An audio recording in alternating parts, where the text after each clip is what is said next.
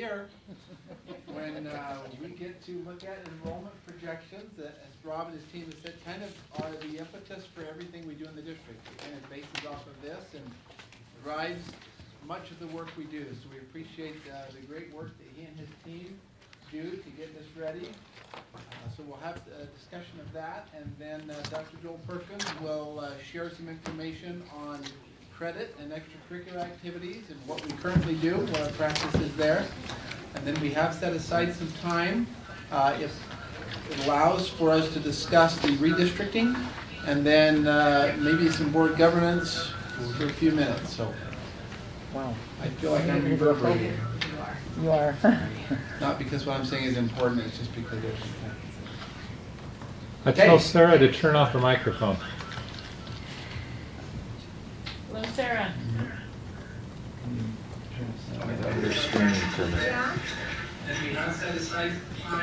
She just needs to turn off her microphone until she wants to talk.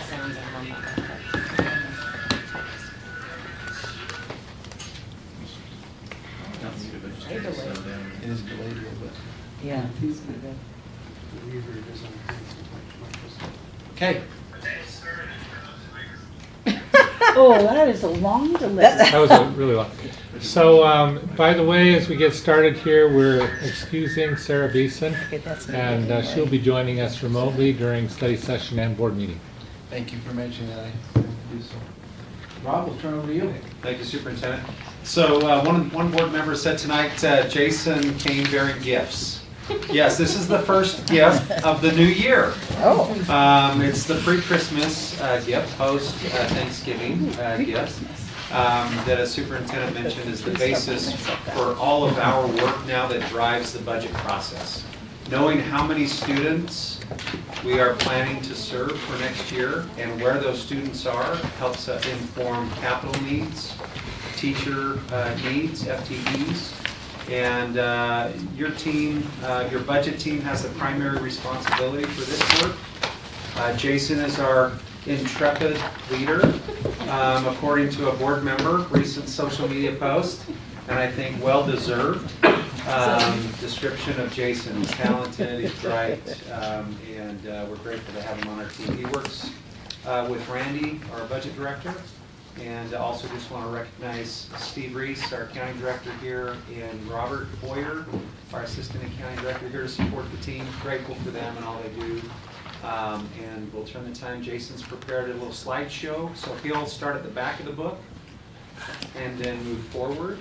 I think he actually has a summary page before he goes to the back of the book and moves forward. But just some great information here for you, and I think most of your questions will be answered as he goes through the projections.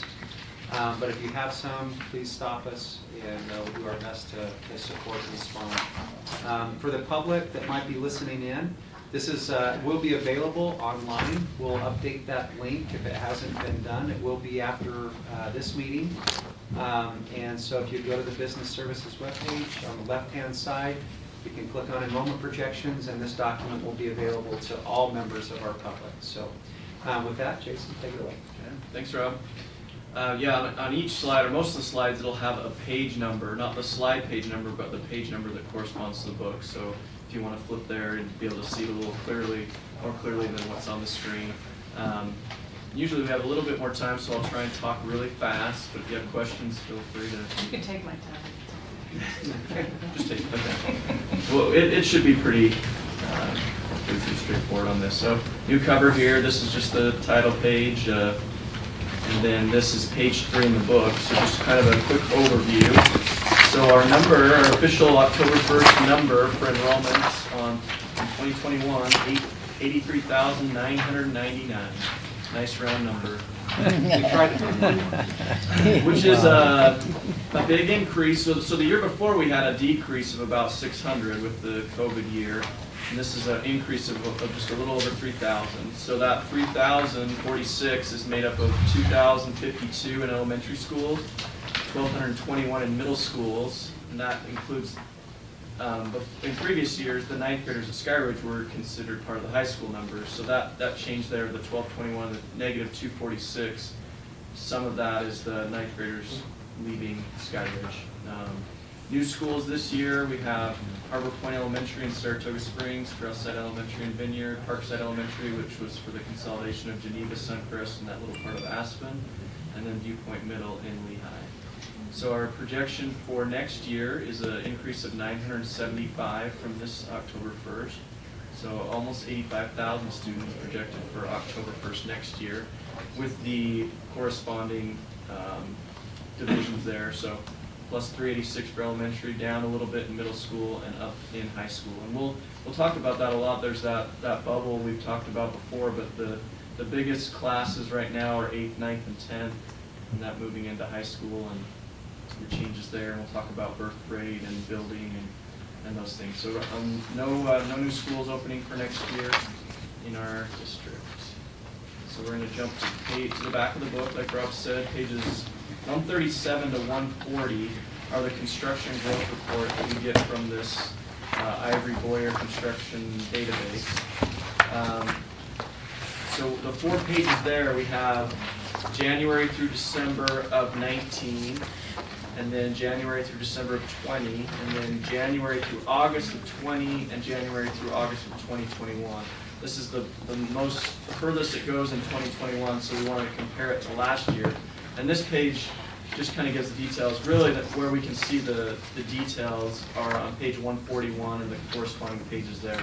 So page 141 shows the construction last since 2002 for single-family units. So to highlight some things here, as you can see on the screen, we're having some big years. Those green numbers, the top 5 are the green, top 5 years highlighted in green, bottom 5 in red. So for January through August of this current year, the numbers are already more than they were in 2019 for single family, for the whole year in 2019.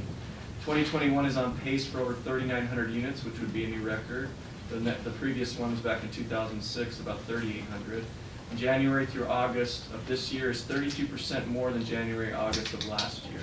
So last year we ended with about 3,400 single family, and this year, like I said, we're on pace for 3,900. Some of them that jump out, Eagle Mountain and Saratoga are the ones that saw that increase the most. Yep, so there's 4 different ones. We do one for single family, and then towards the end of multifamily. The ones where it's like the cabins and duplex and the others don't really show up a lot of numbers. So the main ones we're looking at here is single family, and then the next one on page 144 is the multifamily condo units. And this one is quite a big jump also. So January through August of 2021, so we said for single family it was up 32% over last year in the same time period. For multifamily, it's up 139% in January, August of last year. So last year, January through August, we were at 1364 for the cities in our district. Right now we're at 3264, which is on pace for 4,500. But that 3264 is already bigger than any previous year, so just January through August. And for these multifamily condo, every city, if there was some building, had an increase. And you can see some big ones there, like American Fork last year through August had 339, already 1130 through August this year. Lehigh 313 up to 1024, Orem 51 up to 126. Saratoga and Vineyard are up a little bit, they're in the same ballpark there. And these are dwellings that don't yield that many Yeah. kids. Yeah, the single family is where we're going to get most of it. So although this is growing way faster than the single family, it's not as alarming as if this was reversed. If this was the single family up 139% from last year, then it would be more. Yeah, these are apartments and townhomes, condos. So we do get some students, but it would be in the K through 3, I would expect most. Okay, so page 109, and then we're going to go to 110, but this, just some, 109 and 110 is the birth to kindergarten enrollment. So it gives a history here. I've shared this in previous years, but from 1994 to 2008, the births that were happening in Alpine School District cities were increasing an average of 5% per year, just the number of births year over year. In the past 12 years, the average per year has been pretty much 0.34%. But we have had a 2.2% increase this year from last year, and last year had a 2.1% increase over its previous year. So it is starting as the population is growing, the births per person have gone way down because our population in those 12 years has probably gone up, 40 to 50%, but the births staying about the same. You can see it better on page 110 where it gives it in chart form. The top graph there is all births in Utah County. So the top years are the birth years. The bottom axis is the October 1st enrollment for kindergarten, which would be a five-year difference between these. And the births we also alter to be per school year rather than calendar year. So the top one, you can see in Utah County, the peak was in 2008, and the births have just gone down almost, that trend. But if you look at the middle graph, that's the births associated with cities in Alpine School District, which has stayed flat and now starting to increase just barely. So you can see that this is showing me that as we know, most of the growth in population is in the northern part of the county. And then the blue line at the bottom is the kindergarten enrollment 5 years after those associated births. And so since about 2013, that percentage of kindergartners 5 years later to birth has been about 80 to 84%, and stayed pretty consistent. After the beginning was from charter schools, where that separation from about 100%, 95 to 100, to about 83%, and it stayed pretty consistent for the last 12 to 13 years, as you can see there. So you mean, Yeah. Is this kindergarten enrollment in migration as well, or just those of the births that actually happened in Utah? It's the actual kindergarten enrollment. So it's not include birth and migration. so you're saying 80 to 84% of those who were born stayed in? No, not that, it's not necessarily, we don't track child by child, like where are they, but the number, if we divide, so let's look at 2014 number where it's 5677. So 5677 divided by the 6985, which was births 5 years before, is about 83%. Okay. So we don't know, and that, we probably 20 to 30% moved out, and 20 to 30 have moved in just with the movement, but You can't track it Yeah. per child, but overall. overall, yeah. And that really helps us when we're doing our kindergarten projections, because that's the only thing we have to go off of. Every other grade, we have move-up numbers, and as they move from kindergarten to first, or first to second, second to third, this school grows by 2% or goes down by 2%. But kindergarten, we just have to try and match that. Overall in the district, about the 84%. We don't do it by city, but we know which schools are growing. Some schools out west, they have 120 kindergartners the next year, 130, 140 in the projection, of the history. And some in Orem may just stay at 75, 75, 72, 80. And so, yeah, that's the burst there. So then the next one, this is a new addition to the book this year since we had a census in 2020. So pages 121 to 133 is this publication from the Gardner Policy Institute at the University of Utah. So I just have two sheets here and just a few highlights, but it's an interesting read to go through those pages.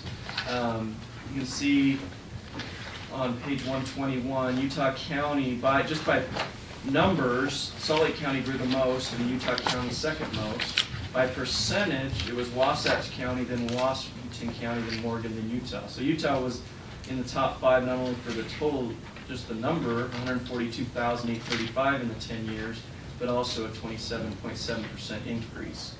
And you can see like Wasatch grew almost 50%, but it was 34,000 as opposed to the,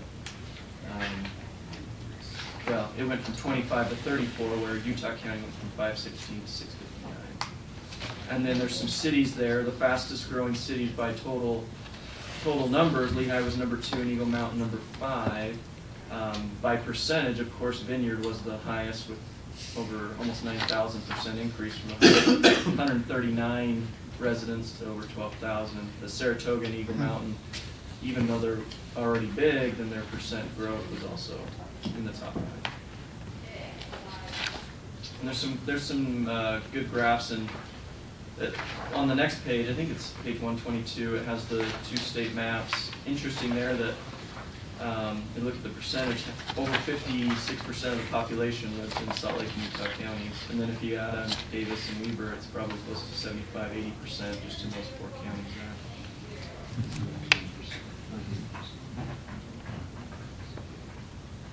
Okay, so now we're going to flip to page 95.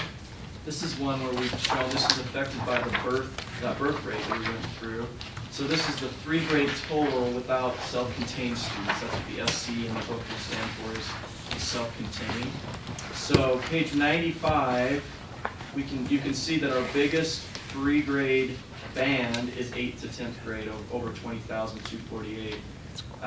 The ones around it are also big, but you can see that the ones coming behind, 7th to 9th is a little smaller, and then a big jump down, 6th to 8th, 5th, 7th, and then 4th, 6th. And then we have pretty consistent elementary right now on the grades, the ones coming behind. So the next few years, a couple of years, we're going to see the high schools grow a little bit, and then those move out, and it's just kind of, we're almost flat in that. But this is what we've shown, this is what it was like in 2012. So every grade behind was bigger than the one in front of it. And so we would see, if we grew by 2,000 students in a year, 1,800 of it might have been just because there were that many more kindergartners coming in than 12th graders that left. And now we don't have that. We have a negative K-12 differential where we're going to graduate more seniors than next year's kindergartners coming in. And I think that's important, as I process through it, and you can correct me if my processing is wrong, where you only predict we're growing by 900, it's because of that K-12 differential. And people say, oh, you're going to have more students than that coming in. Absolutely, but because of the migration out, or the graduation out being greater than those coming in, that's offsetting it. Right. Yeah, we have the 975 or 9, whatever the growth is, but we have the in-migration of like 1,200 because the differential of 200 or 300 coming out. So yeah, we have, we'll show those coming. But this is the 12. So those kindergarten to 2nd and 1st to 3rd now are the, and I can't really believe this, but that's the 9th to 11th and the 10th to 12th. There's only those 2 grades left. So those kindergartners now are 9th graders. So one way of interpreting this is if we can survive like the next few years, that we'll have fewer students in high school. Well, in but 4 years, one right? thing to remember too, like, so if I go back to this one, those two grade bands, the K to 2nd and 1st to 3rd were 17,370 and 17,124, and now those 2 bands are 19,959 and 19,286. So they're, as they moved, the whole thing's changed, but everything's gotten bigger too. I think the other problem we're finding really is it means that some areas are now shrinking to Yep. catch up with the areas that are having a lot of in-migration. Yeah, right? and we'll show that too, especially in the junior highs. Even in next year's, there's 3 or 4 junior highs that are going to grow next year, and all the rest are because of these. You can see the 5th graders that are currently are a lot less than or the 6th graders are a lot less than the 7 to 9. And this just kind of shows the flattening. I have like 7 or 8 years here. So this was 12 with that slope always going to the right. Then there's the 14, still that way. There's 15, 16, 17, 18, 19, 20. And 20, it was that there was kind of that stack in the grades because we didn't, the ones we had the least, we were off the most in the projections were the lower grades. Now that's kind of corrected. But you can see this is where that big, each year, a big drop, and it'll show on this next page.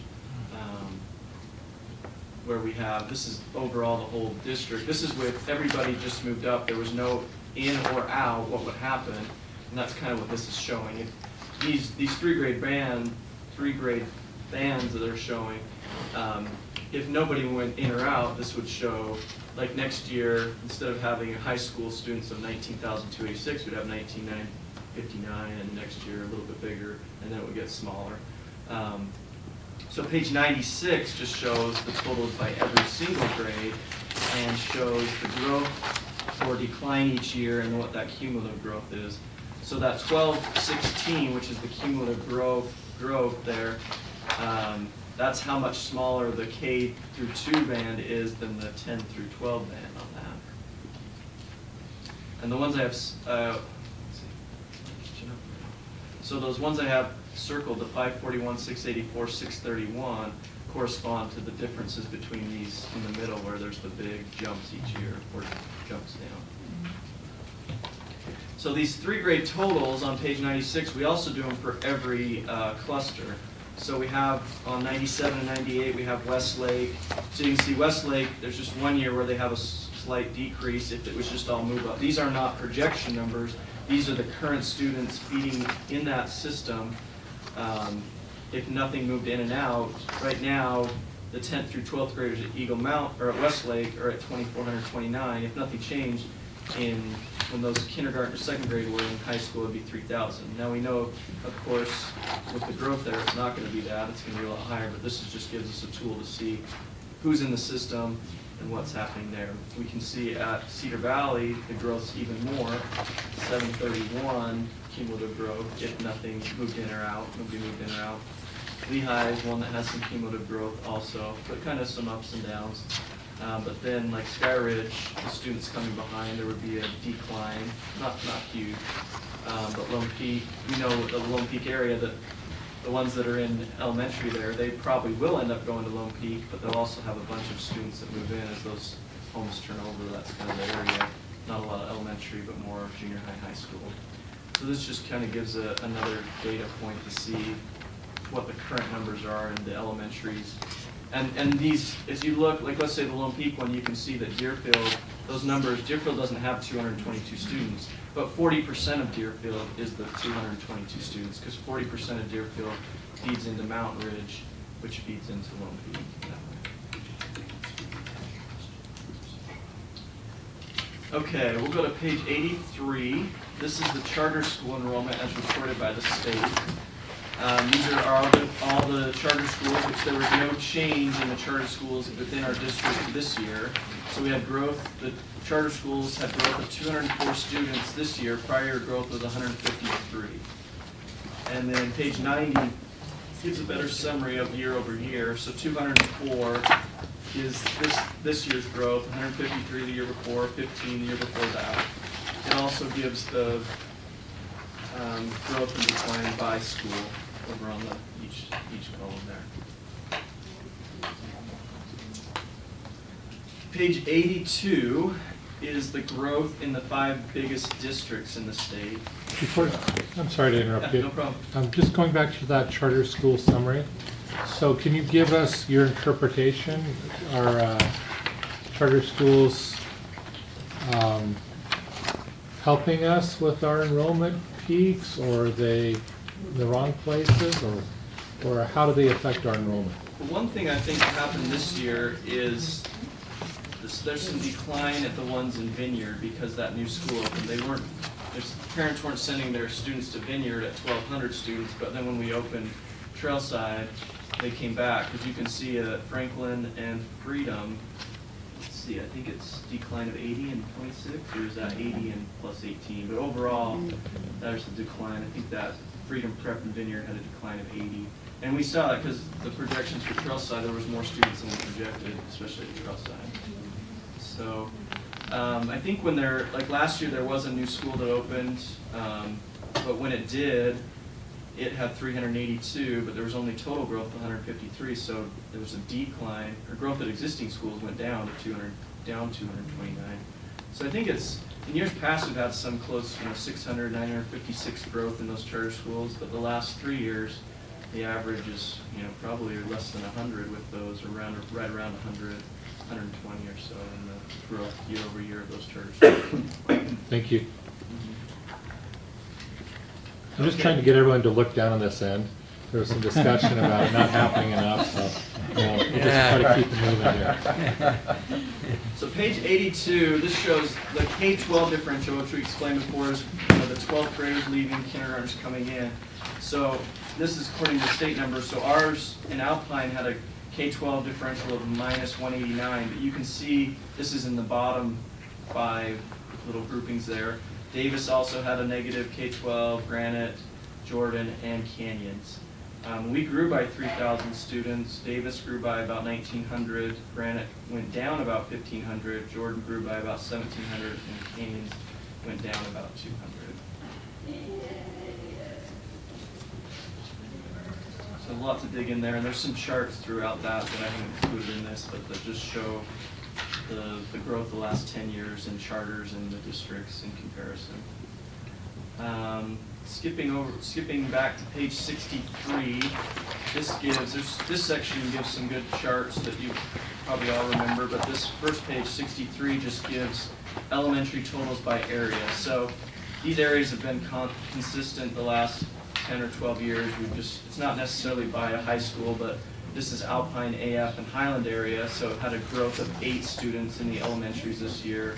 Lehigh area plus 515. Eagle Mountain, Saratoga, plus 1,400. The only one that was down a little was the PG Linden, Cedar Hills, but just down 30. And then Orem Vineyard area up 318 for a total elementary district-wide of up 2,052. Which is good, because the year before we had a decrease of about 1,500 or so, 1,600. Page 67 is the elementary totals by area. This is that same thing, but just kind of in graph form. So you can see for years and years, Orem had the most students. This is just total students, not per school. And just recently, Eagle Mountain, Saratoga area, and Lehigh area passed. Orem staying pretty consistent, Orem and Vineyard, around the 9,000 students, probably the last 15 years. And this is just actuals, and then you can see the others from there. The next slide is page 69, and this is the average school size by type. So on average, right now, our elementaries are at 719. We have some that are at 1,100 and some that are at 350, but the average is 719. The high schools went down just a little. Here's the trivia question. Why did the high schools, because Skyridge ninth graders went out, so the high school size went down just slightly, even though the high schools all kind of grew a little bit because the ninth graders left. And then the middle school, we added a school, and then we stayed. So we added a school, we pulled ninth graders out, but the average, amazingly, was still the same, 1398, 1398. So it was good we opened one. Do you dream about these charts? Sometimes. Dream up new charts that we want to see. Yeah, so then over on the right on this, it doesn't show on there, but this is the high school increases. So they all had, I mean, there was 1, 2, 3, 4, 5 high schools that increased, and 1, 2, 3, 4, 5 that decreased. Well, the Skyridge was the decrease because the ninth graders leaving, but the average high school increase, not including Skyridge with the change, was plus 52. The next one is page 70. This is the average elementary size by area. So, yep, so, Every time in your school opens. yep, it goes down a little bit. Like Blue Lake Beach. I don't know. Yep, so, but the more schools there, the less it affects. I mean, those Eagle Mountain, it goes from 3 to 4, it has a big jump, but when it goes from 11 to 12, not quite as big. So Lehigh had a big jump. So we opened one, let's see, the Saratoga, even though we opened a new school in Saratoga, the average still went from 874 to 912 because of a lot of growth. Lehigh, we didn't open one, so it did go up. Alpine, American Fork, Highland, we didn't open, and it stayed flat. And then, interesting too, with the Orem Vineyard, we opened one, but we consolidated one, so the total number stayed the same. So that's why we went up slightly. The next one is page 15. This is October 1st enrollment, actual and projected. This gives us a good view of the total change each year, the K-12 differential, and the implied migration. So I've kind of highlighted with some boxes in color there. If we go back to 2013, we can see our total, we grew from 2012 to 2013, we grew by 1,604 students, kind of an average, a little above average year. But our K-12 differential was 1,387. So we had 1,387 more kindergartners in 13 than seniors that left after the 12 year. And so our implied migration was 217. Now that's not, so that we call it the implied migration because it's not everybody that moved in. There's going to be, that's the net of who moved in over the K-12 differential. So you can see that K-12 differential was 1,800s, 1,500s, 1,200s, but each year's, you know, it's you can see it going down from 13 to 1,100 to 900, 700, 300, 300, 90, negative last year, negative this year. And it's not going to get, I mean, that it's going to keep being 310, 477, up into the 700s as that, kind of that bubble we saw that's in 8th to 10th grade moves out. And then that K-12 differential, I think, will go down, but everyone would kind of be consistent on that area. But you can see the bottom line there is this year, like last year we had implied migration of 305, this year of plus 3,015. And it's good we have these 2 years that kind of average each other out when we're doing the projections. If we just had one or the other, we kind of have to throw it out. But these two together is really what we thought we'd be 2 years ago. It's just we didn't expect what would happen. So you can see that next year we're projecting 1,285 in the implied migration. It's still over 1,000 every year going out for the 5 years that we project. So even though in 4 years we're saying we're only going to grow by 376, we still have an implied migration of almost 1,200. We just have such a big K-12 differential.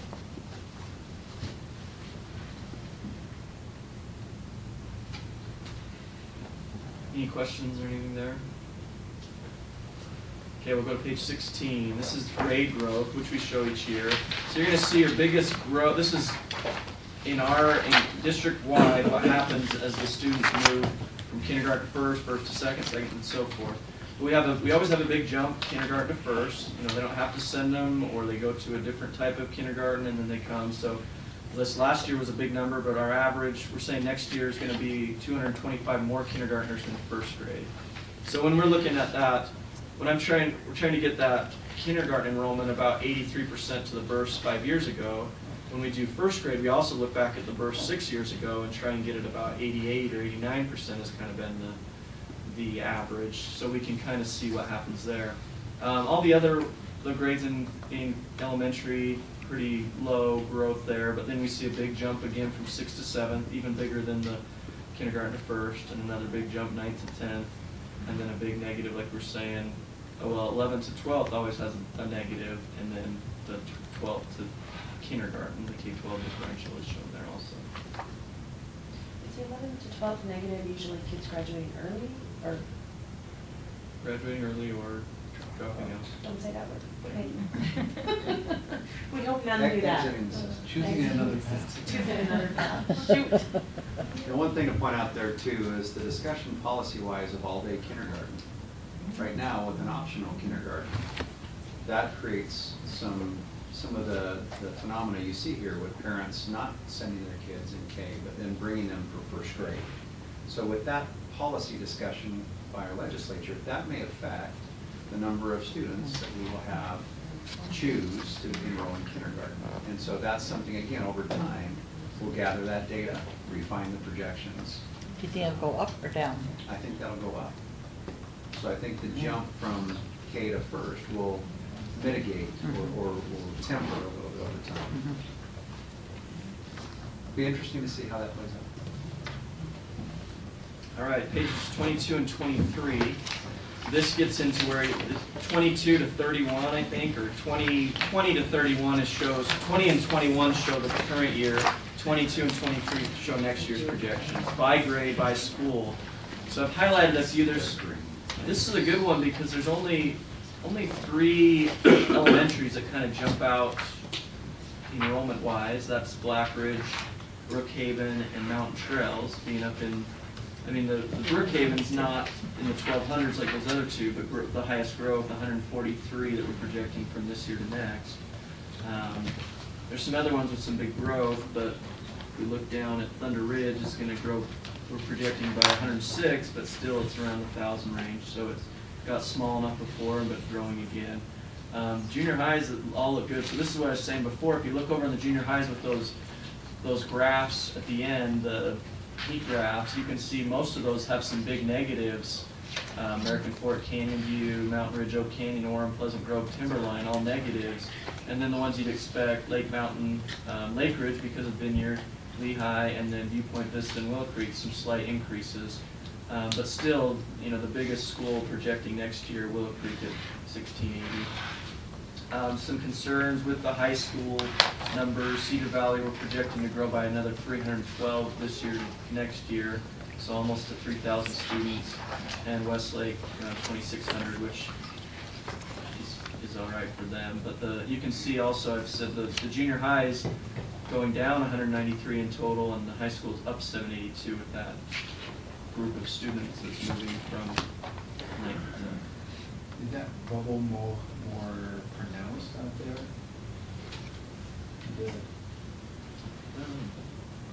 It's interesting that we don't project Frontier growing that much, but Cedar Valley High School is growing so much. Yeah. Where you say, okay, a majority of the new build is for smaller families, why such a significant increase in the high school population and not the junior high population? Yeah, if we turn to page, Cedar Valley. Yeah. If we turn to page 98, you can see the totals by grade in the cluster. So 8th grade's 801, but 6th grade's only 749. There's also charters out there that stop at ninth, right? Lakeview. Yeah, and so there could be some, and that all goes into it as we're doing the projections. We say, okay, on average, as they move from 9th grade to 10th grade, we know how many 9th graders there are, but they're also at 50 each year. Like, yeah, junior's one of the biggest ones when we move from 6 to 7. There's always 100 more than are in the system by percentage that end up there. Yeah. So, I just think this is interesting. So looking at that kind of hump in the curve, right? We're gonna see high schools increasing for the next few years, but the junior highs will be on the other side of that curve. They should be decreasing every year. Do you think there would ever be a reason that we might wanna move a 9th grade back into junior high to try, because there should be more capacity there than in the high schools? Yeah. Well, the next slide I have here is, so I don't show each year. This is 22, and then we go to 2026. But look, let's look at that in a second. But this, as we look at 2026, instead of 2 or 3 elementaries, I have posted up there 1, 2, 3, 4, 5, 6, 7, 8, 9 that are concerning, just with the growth, with like Brookhaven at 1,505 and Mountain Trails at 1,600, and some big jumps in areas there. Vineyard still pretty good at close to 900, but then in some of those areas it may work, but the hard part is the ones that are dropping the most in the middle schools would be, Mountain Ridge, Oak Canyon, Pleasant Grove, Timberline. Their high schools aren't going to be growing as much as the Cedar Valley. Like Cedar Valley, we have up to 3,600 in 2026, up almost 1,000 students. We also have Frontier at close to 2,000. But you can see in the heat graph there that Mountain Ridge at 840 and Pleasant Grove dropping 328 students just with what the system is telling us on the students there and just the movement that typically happens. So yeah, it'll be interesting to see what happens with those junior highs. So one thing I want to point out here is when we deferred our capital campaign 2 years ago, and then we look at what the projections will be moving forward into 2026, you can see a compelling need for additional facilities to support the needs of kids. And that's why this document and the work that the team puts in, led by Jason, is so critical to inform those discussions and share that need with the community. We can say we've got 9 schools, over 1,000, and our average is 700. Well, if we don't do anything, that average is going to increase significantly, especially in that west area. We have some needs there. This articulates that, not just from an elementary standpoint, but also from a secondary standpoint. We need 1, probably 2 high schools. As you look forward, this clearly lays that out. And that's why this work is so critical, to inform you as board members. And so as you're having conversations with your constituents, we as district leadership teams supporting you in that, this tells that story, that we do have significant capital needs and we need to be about that. But part of that was from the deferral in 2020. And I just wanted to point that out here because this slide really shows that. So Jason, one of the things that I noticed when I was going over the numbers is that by 2026 we're going to have 13 elementaries over 1,000. So 3 in Saratoga, 4 in Lehigh, 5 in Eagle Mountain, and then 1 in Vineyard. Yeah, I don't, that's just a lot. Yeah. 13 elementaries over 1,000 is a lot. And a lot of these are schools that are next to each other, whether you're talking about Pony Express and Brookhaven, like, you know, Mountain Trails and, yeah, the, No like, the boundaries. numbers are just really, really concerning. Yeah, and I think but in some of those, in some ways it's nice that they are close together, because maybe you can build one to take care of, two Right. and three rather than, one into two. Right, and doing some boundary That's shifts that true. takes like 300 kids from each school or whatever, right? I think we talked about this a couple of years ago, that really this 2026 projection allows you to do about an 8 to 10-year capital plan, because you see the secondary needs here as well. Just to further articulate what Rob was sharing, you add the Cedar Valley High School and the Frontier Middle School numbers up, there's justification for a junior high out there prior to 2026. And even with those numbers, a high school shortly thereafter, because the combined population is over, almost 5,700 students in those two schools. The thing I'm noticing here too on the heat graph on the elementaries, that some are gonna be declining, but as we saw on that 3-grade total thing, the elementaries right now are pretty consistent and will stay that way. So that's nice. I mean, besides you have the areas that are growing, but there's not a ton that are, I guess that's not, but there aren't a ton that are going way down, like there are necessarily in the junior highs, because they're kind of have this bubble right now that they're in, like that PG or the Mountain Range or Canyon. Well, I think one of the things that stands out for me too is when you look at it historically, like when Cedar Valley was built to offset Westlake, and when they got over 3,000 versus when they're gonna be over 3,000 again, we're talking about basically like roughly an 8-year time frame for those to kind of turn over again. And so one of my concerns too is the speed with which that growth is happening in Eagle Mountain and Saratoga, because obviously schools are expensive, but secondary schools in particular, and then the amount of elementary schools we're also talking about hitting those high numbers, it's a lot. But like, that's not your fault, Jason. You're just telling me things I already know. You're not mad at me. No, I'm not holding you personally accountable for that. So Julie, again, I'll go back and just follow up the superintendent's comment, echo your comment. This identifies potentially 13 to 15 schools that are needed in the next 8 to 10 years. Yeah. And so again, the case. And this is only growth. We're not talking about reconstruction. We're not talking about. Correct. Yeah, new, like, we're just talking growth.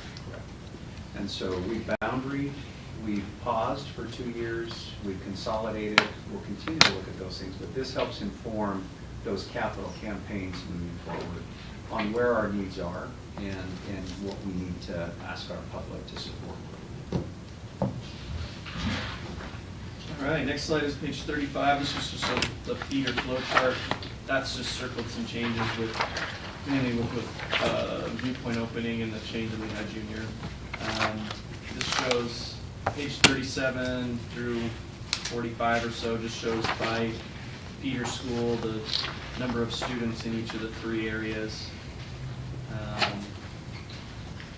Page 7 shows the total enrollment. This just, the black numbers are the history, so the actual numbers by year, and then the different, you can see in the legend there, but they're just the different projections. So our current projection is in red up at the top. Page are you on, sorry? Page 7. Oops, I don't know why that.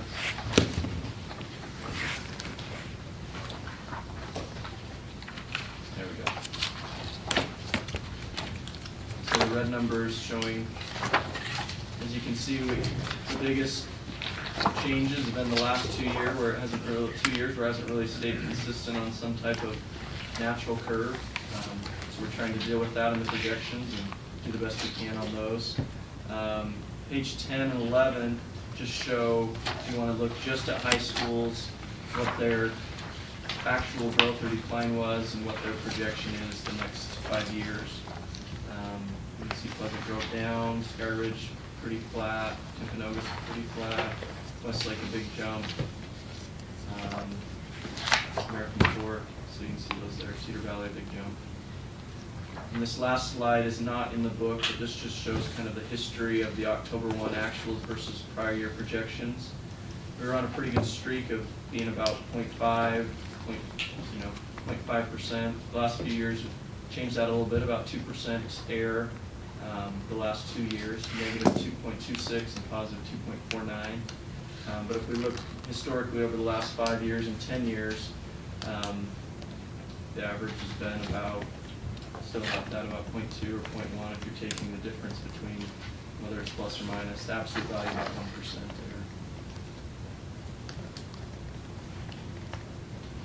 error. Our time is, as far as the projections, is well over. But board members, as you digest this, think about it. I know some of you have little spiral bound notebooks with some additional numbers maybe and a spreadsheet or two. Please let us know. Oh, there's two. There's three. Oh, I only noticed one. But kudos to Jason. This helps inform us.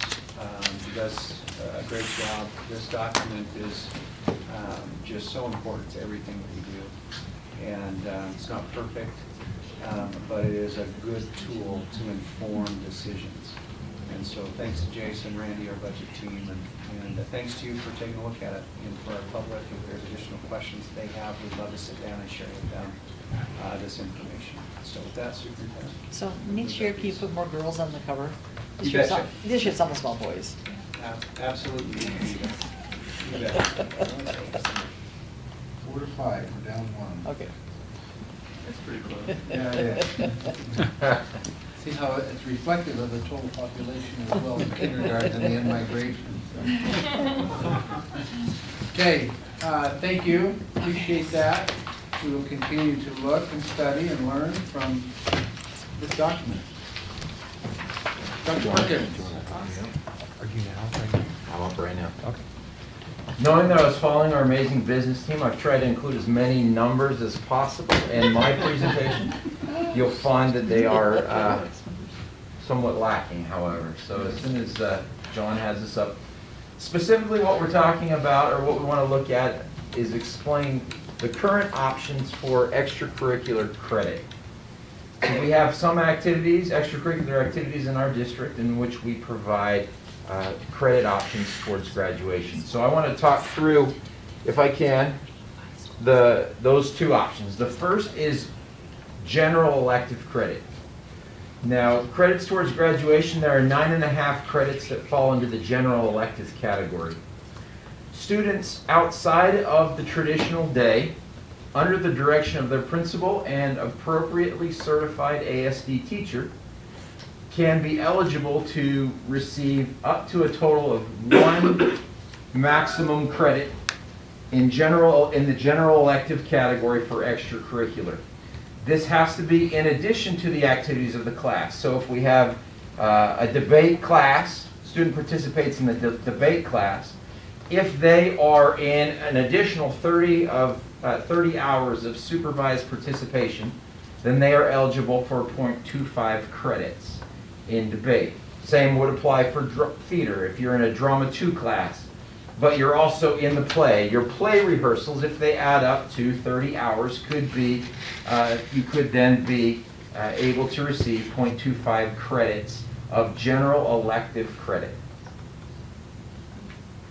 And then students would then go through the process. The onus is on the student to work with their advisor or coach to fill out that paperwork, and then they take that paperwork signed by the principal to their counselors for that credit to be added to their transcript.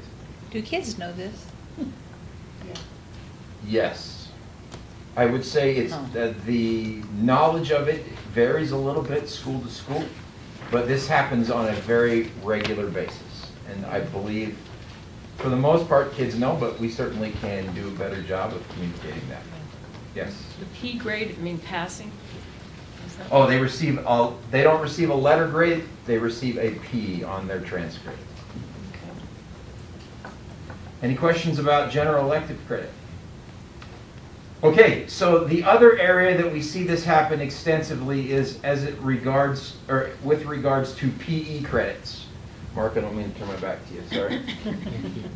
PE credits. And so I'm going to walk through each slide. We'll talk about each of the different PE credits and the options for substitution that occurs. So there's 1.5 credits that is PE credit required for graduation. It's broken down in those three categories. The PE skills class, which is typically taken in the 9th grade year. The PE fitness for life class, typically 10th grade, and then lifetime activities, which usually falls into 11th grade, unless, like many of you may have multiple. You may have a senior who takes 5 or 6 lifetime activity classes, trying to enjoy the class that they enjoy the most. So with that, the first slide, PE skills. So this credit typically taken in 9th grade. If the student is participating on a high school athletic team and attends and goes to the high school for that conditioning class, then that can count and be applied toward their 9th grade skills PE credit. If they are in a school-sponsored extracurricular activity season, and that would be athletics season, and they don't have a conditioning class, they can substitute that credit for that time period that is done outside of the traditional day. So if they're on the basketball team, they're in need of their 9th grade credit or their skills credit for graduation. They participate, that can be substituted for the conditioning class or participation on a team that doesn't have a conditioning class. Does that make sense? Okay, the next area, and this is the trickiest of all the PE credit, and that is the lifetime, or the fitness for life credit. So fitness for life class has 2 components. There is a physical activity component, and then there is an academic component.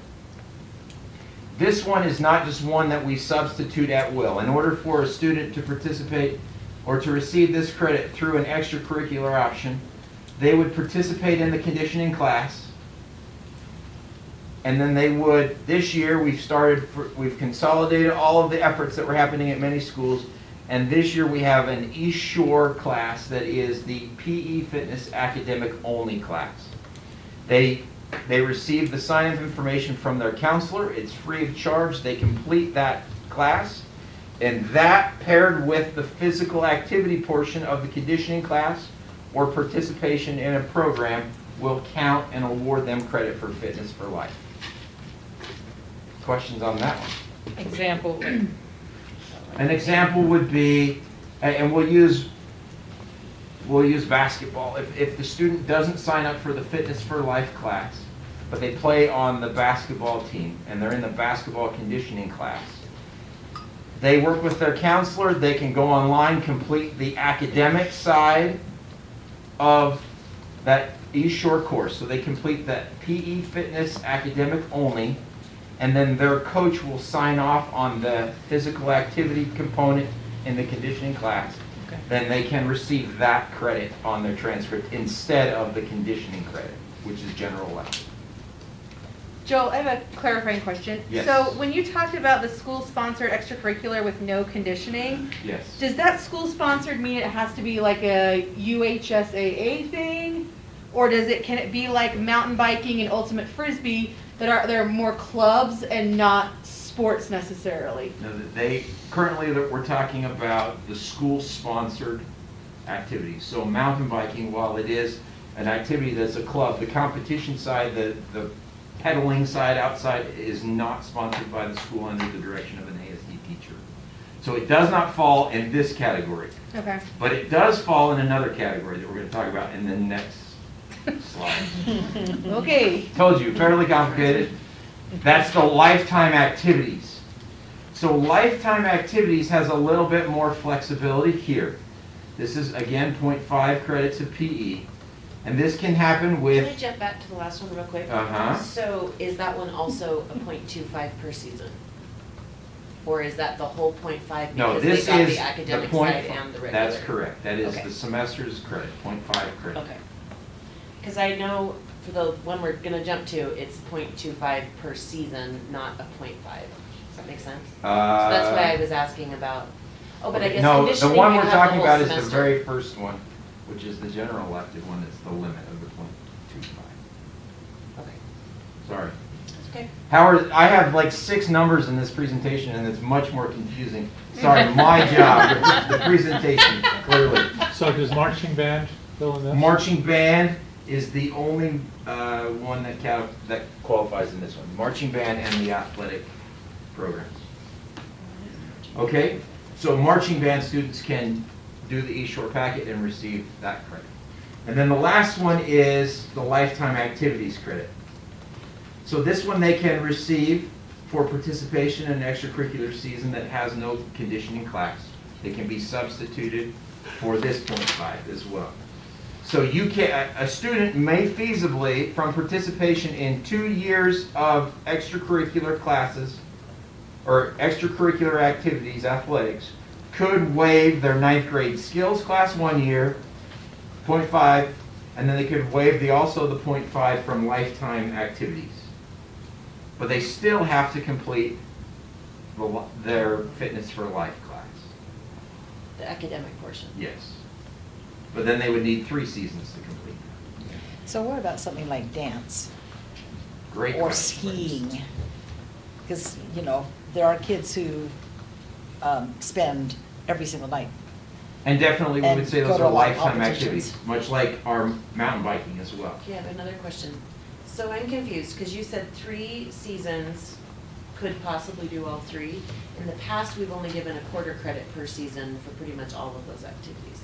Well, that would probably be based on the amount of hours that the season is delineated. I don't think so.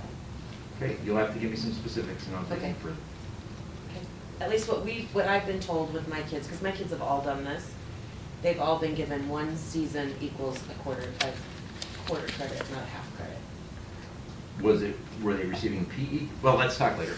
But we need to know, was it PE credit they were receiving or Lifetime general elective activities credit? credit. They had to do 2 seasons to get the whole half credit. And that's happened for mountain biking and marching band for multiple children for me. Okay.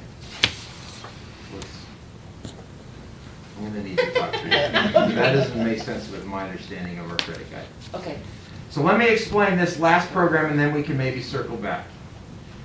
So this is the other aspect, and this is relatively new. This is the state, they call it the PELA program. It's PE, Lifetime Activities, in case you're curious of the acronym. And what this is talking specifically is a participation in an outside of the school program. So this is something that happens outside of the jurisdiction of Alpine School District, outside of our certified and trained coaches and teachers. They can submit with their counselor an application for a substitution for this lifetime activities credit. Which means then part of that application is the coach of that organization has to demonstrate that they are credentialed in their area. So a gymnastics gym, for example, they have to demonstrate that they're credentialed with their organization and that they are first aid and CPR certified. If that is the case, and then they go through the process with the student to draw the connections between the state core curriculum for lifetime activities, and they meet the 64-hour requirement for physical activity, which all of those kids, if they're on the ski team, they're participating in Olympic development, they're at a gym, they're getting those hours. But as long as they make that connection, then they submit for application and we can award at that point 0.5 credits that covers the lifetime activity requirement for graduation.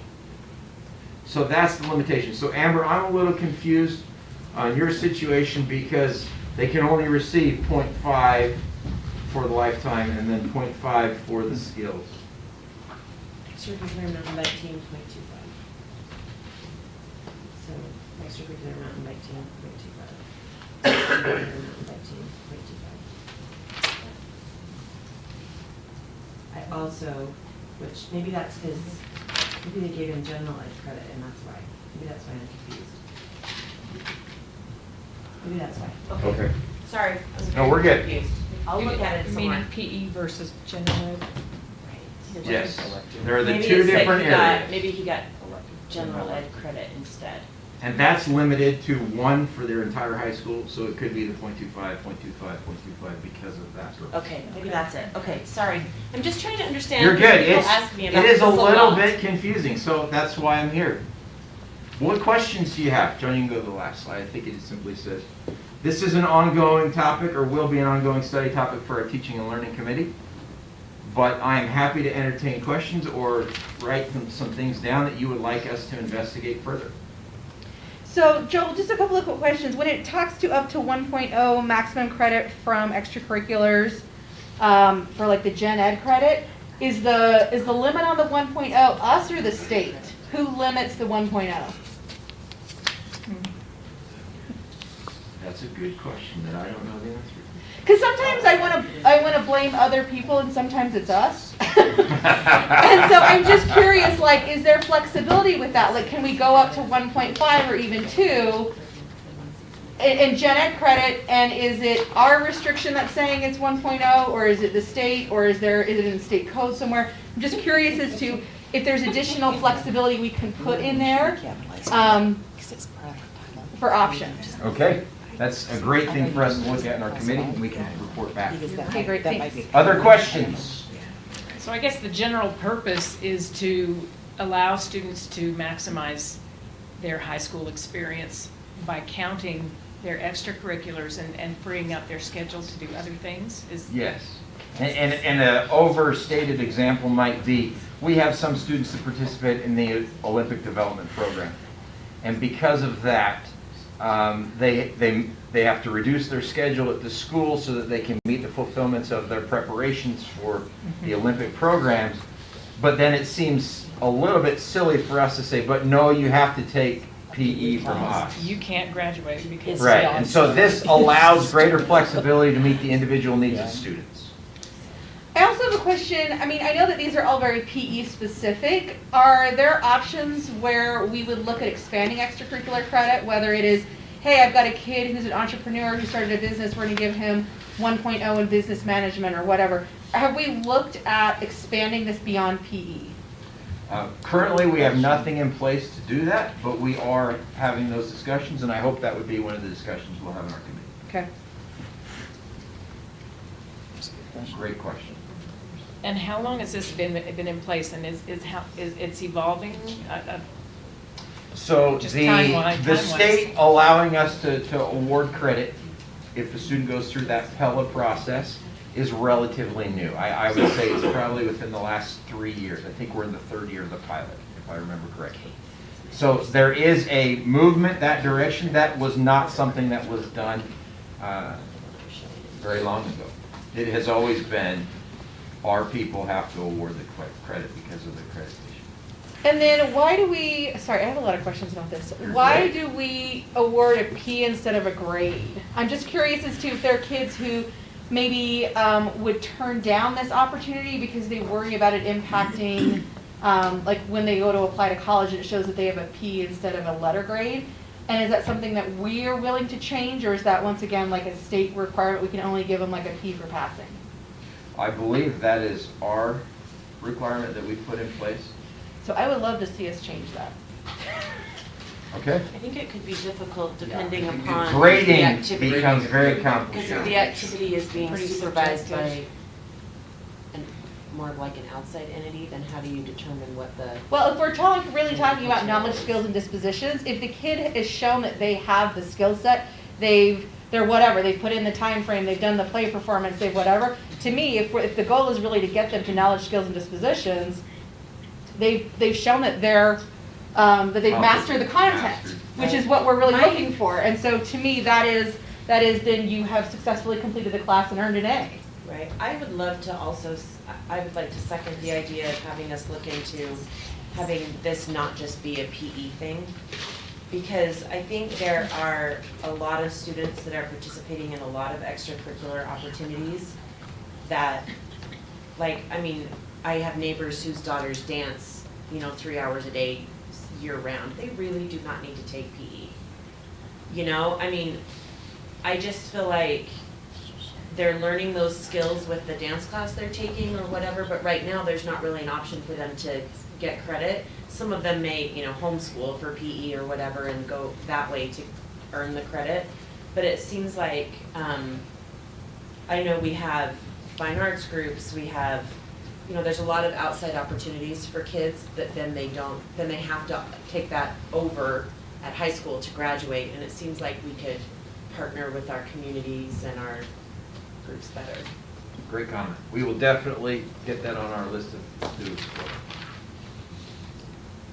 Any other questions or direction? Okay. Thank you. Thank you, Dr. Perkins, appreciate that. It's an area that we wanted to inform the board of and then get some feedback on further opportunities, pursuits that Teaching and Learning Committee can take up. So it served its purpose. President Clement, we have some options now. Okay. We can go to board governance, or we can discuss a little bit district rebounding. I think everybody's been talking district rebounding all day, right? Do you want to talk more about it? We do have it scheduled as an item on our board agenda as well. I didn't know how long these two items would take, and so I had Rhonda put it in as a study session item in case we wanted more time or get a head start on it before we get into board meeting. But I have a feeling there's going to be maybe lots of smoke, but not much heat behind this right now because we don't know exactly what's happening tomorrow. okay. So why don't we let Ada go first, and then if there's still time, we could polish it off with that. Perfect. Sound okay? Yep. All right, we're just going to celebrate because we now have board norms. Yay! And we're not going to discuss it. I just want to, this is a copy of what Board Member Hacken has prepared, and I just want this to be distributed and for your final approval. So I'll just pass that around this way.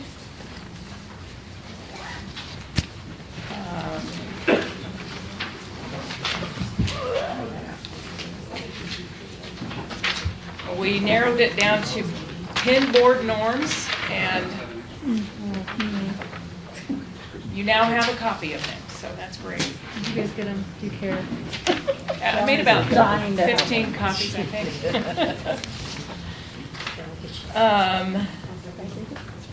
So just for the record, can we as board members just go around the table and read a board norm? And Mark, would you start with number 1? Represents the Board of Education with Start with a dignity. school board member. A Otherwise, school board member yeah. represents the Board of Education with dignity and integrity. Is approachable and accessible to the public. Participates in effective school board meetings and respects the majority decision of the board. Arrives on time, prepared for each meeting, having reviewed all documents.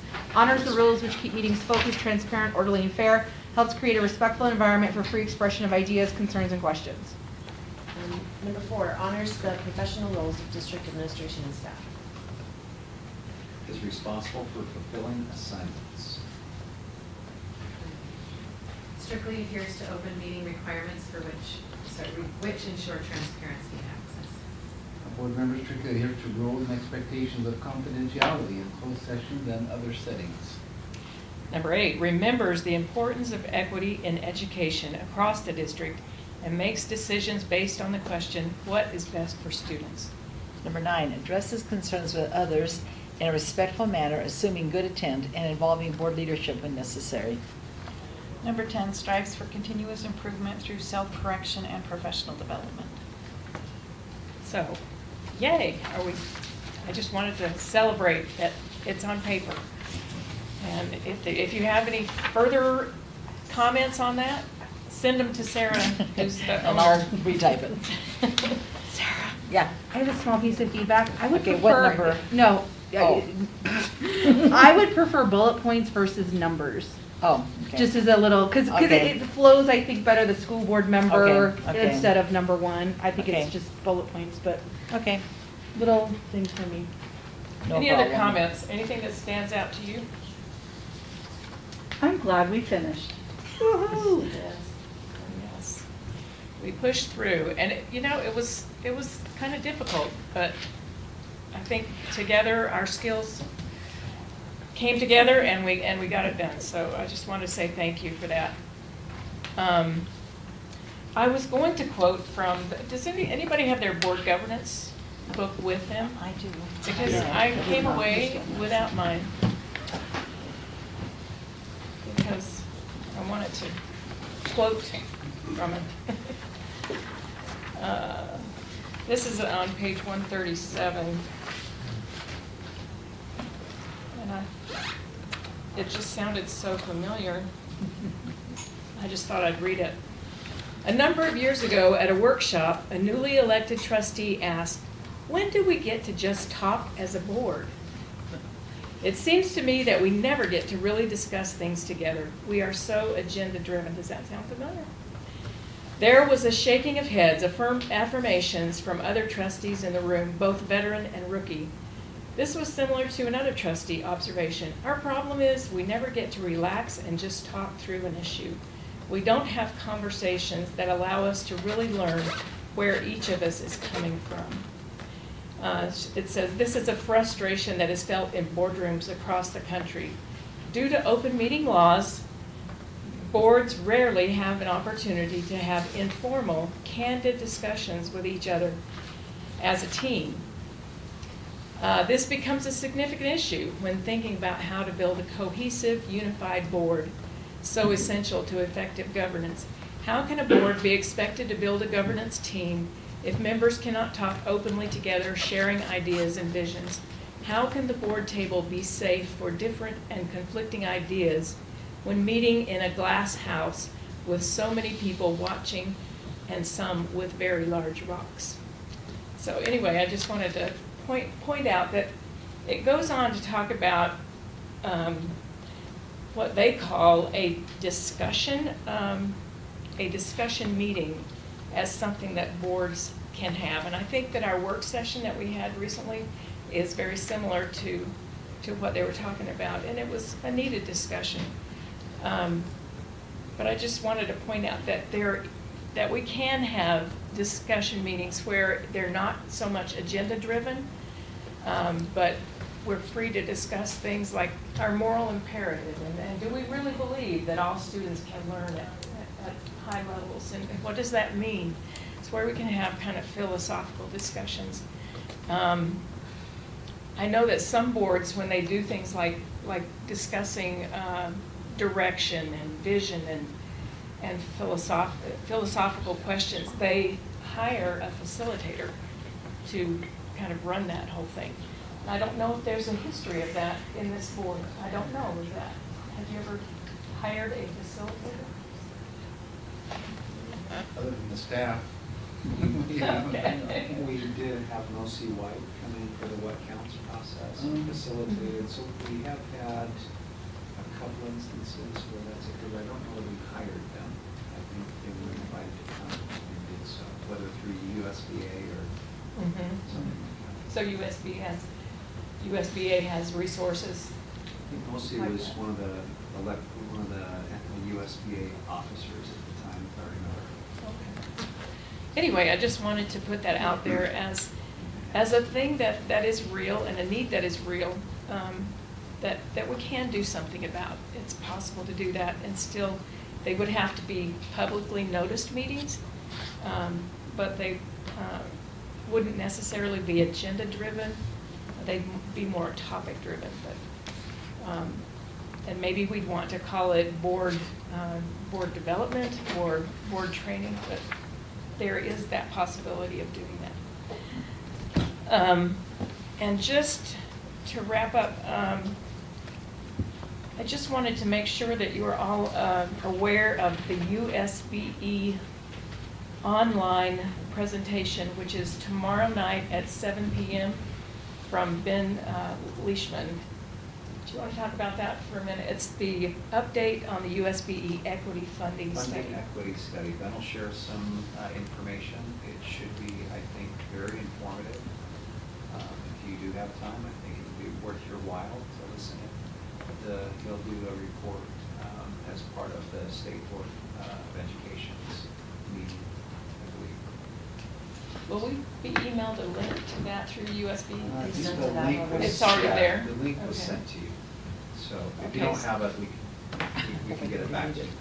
Anyway, just search for that, because I think that's an important conversation we're having on a state level. That's Absolutely. awesome. Okay, and I think that's it from me. Any other? Are we going to NSBA? We didn't decide. I I think things have calmed down a bit.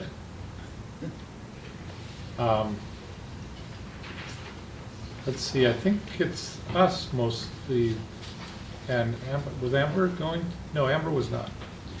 I'm still undecided. I think it's the three of us that were yeses. And I think Julie and Stacy were probably no's, is that right? I was not a no. You're not a no? I'm a firm no. You're a firm no, Stacy, are you a yes? I'm not a yes either. Okay, so three of us Undecided. were yeses. The others are either undecided or no's. What do you think? I think, was Sarah Beeson a no too also? She's a She no. was. I think, I think I'm feeling a little better about going than when there was the big flurry of activity against NSBA's statement. I don't think we have to decide quite yet, but probably before the next board meeting to get the best rates. Haven't we missed the best rate? I mean, December 15th, I think. December 15th, something like that. okay. Okay. I think I would say we ought to do it, and I guess we have the superintendent, Rob, too, going.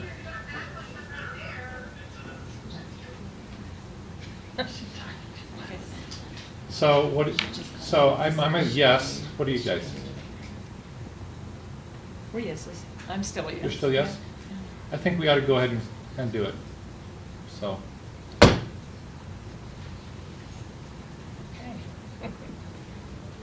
Is that a gavel? Is that okay? That was This is close to a close. gavel. Yeah. How about can we just wait until after my USBA meeting? And I'll talk to them there. But now I know Talk to Amber. yeah, I know And tell that, her next time, please avoid the first weekend in April. yeah. So That's a Rhonda, if you terrible can time. wait till after, I have a meeting next week and I'll Yeah. just, And I'll figure it out. avoid So. having Okay, it right by great. spring break. We have 10 minutes if we want to talk about the map. Let's do Okay, it. and let me just share a little bit about process and procedure. So we discussed it this morning with 3 board members at 8 o'clock and then 3 more board members at 9 o'clock. And I called Mark and brought him up to date on those conversations. Since that time, we have gotten, received from the county an electronic version of the map that allows us to layer those in and drill in a little bit. So we'll have that available tonight if we want to look more specifically at those maps. Julie reached out to the county and they invited us to come down tomorrow and to give input and to ask questions. Who was it? So that will be What's at 2 his o'clock. name? Rhonda sent out an invitation from 2 to 3.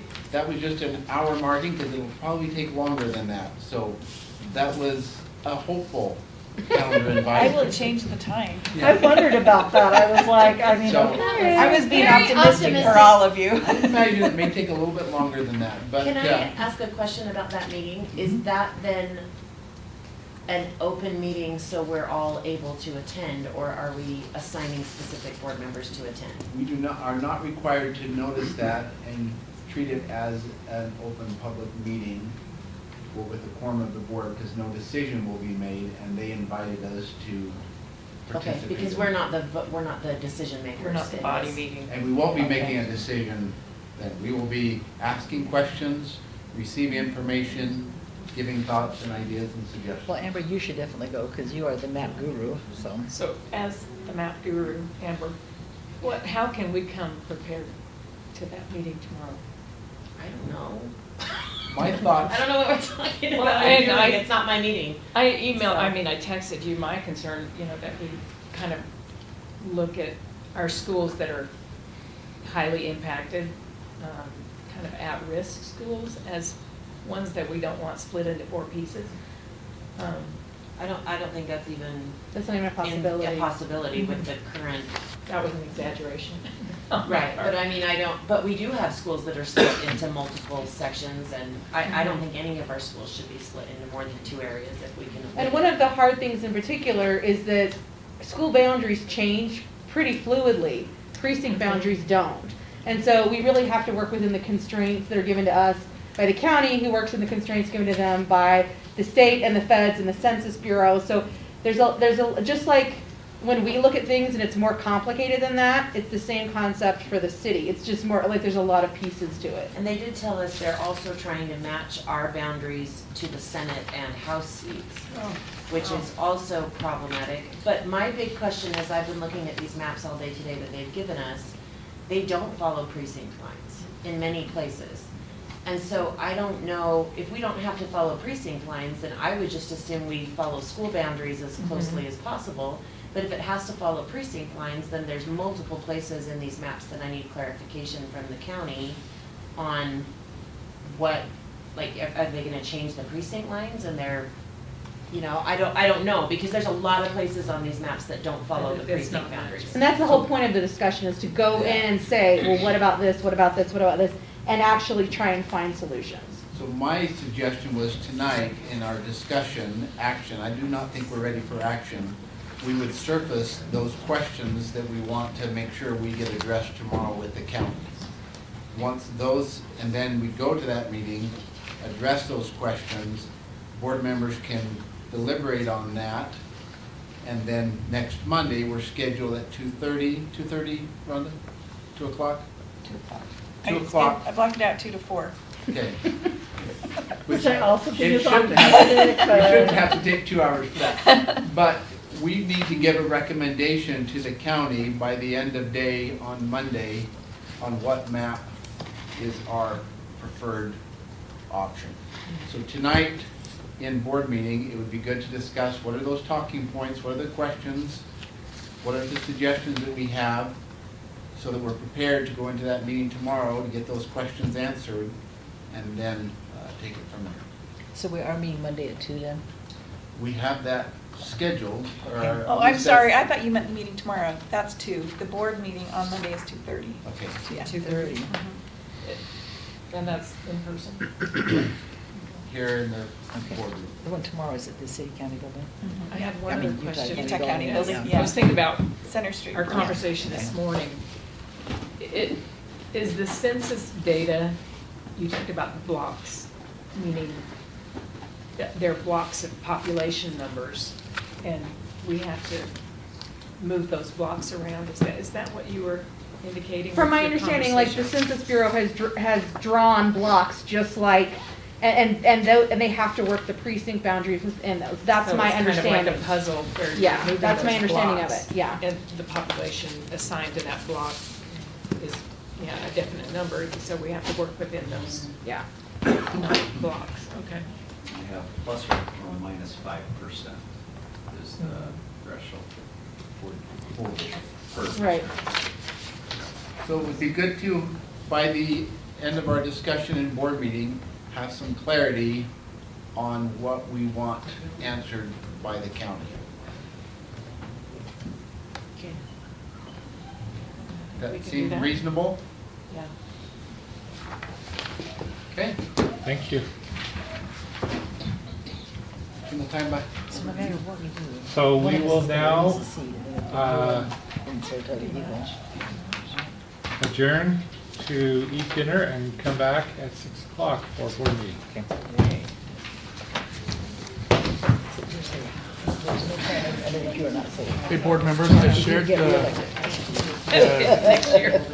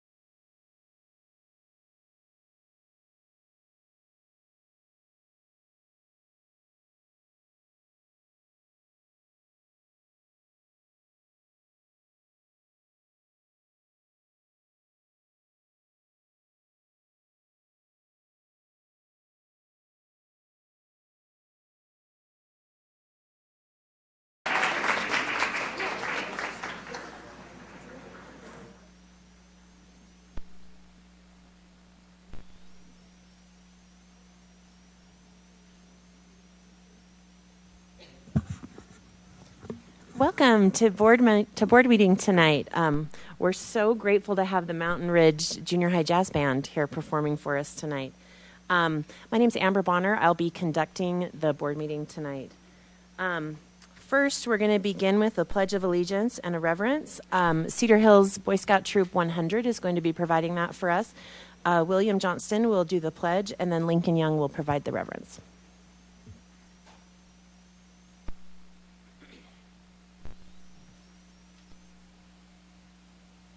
Audience, please rise.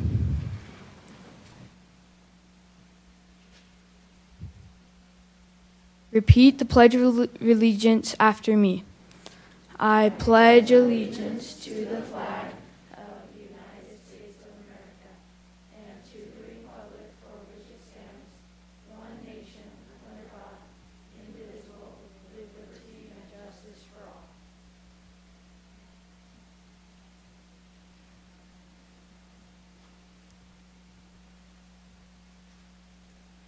Our dear Heavenly Father, we're so very grateful that we are able to gather here today and participate in this board meeting. Please bless that we will take something very important away from this and that all of the issues will be discussed. And we say these things in the name of Jesus Christ. Amen.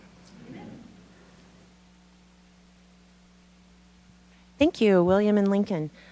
First of all, I'm sure many of you are here tonight. We're recognizing Mountain Ridge Junior High students this evening and the school.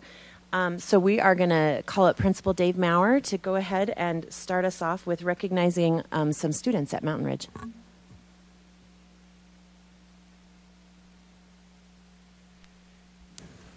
First of all, thank you for giving us this time. It's always nice. There's a lot of things in schools to celebrate, but it's nice to publicly come and celebrate with you guys for a little while, so I appreciate that. And I start with the students. Is that right, Amber? Don't want to step on your toes. Okay, and do we have them stand? Do we have them, what do we do once we call them up? Come on up. Okay, so Conrad Easterly. You're the first one. Come on up, Conrad.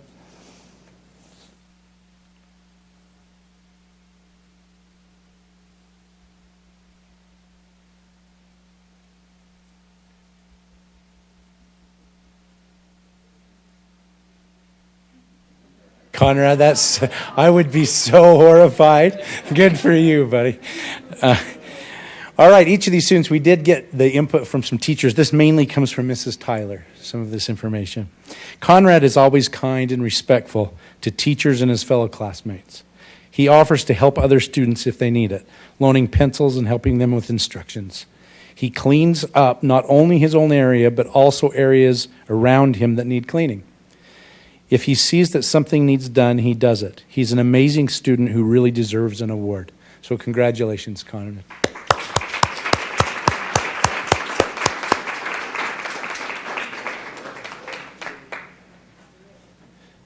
Okay, so you'll get company. Good. Okay, Nora Ringer. Nora, come on out.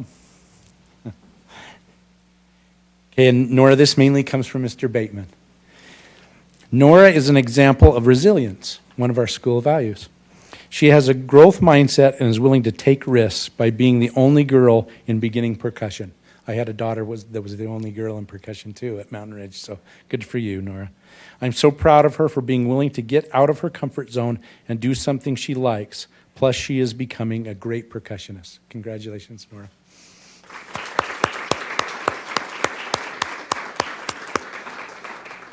Ian Graham.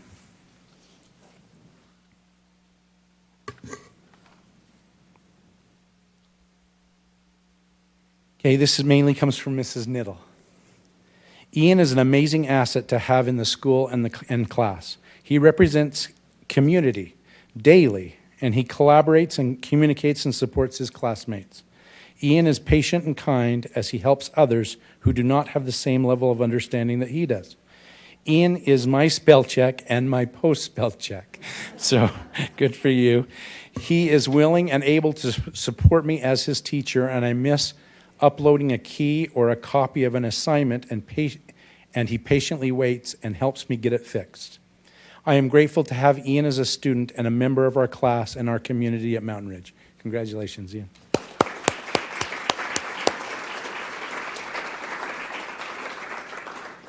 Caden Hartle.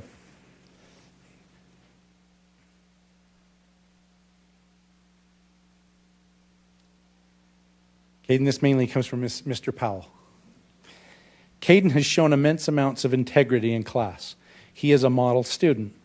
I have yet to ever see Caden off task. That's pretty amazing. He is always working diligently, even when others could be a hindrance to his learning. His kindness is felt every time he enters the room, and that kindness transcends the classroom, showing a great deal of community by being friendly to all. Congratulations, Caden.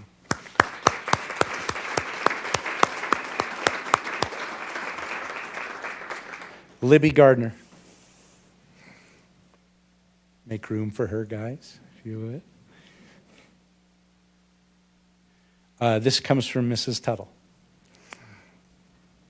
Libby is a natural leader and is great at fulfilling her responsibilities. She is kind to others and is an example. Libby is a hard worker and is very dependable. She completes her tasks and does her best. Libby is a great student who always pushes to do her best. She's a great example of kindness and effort. Congratulations.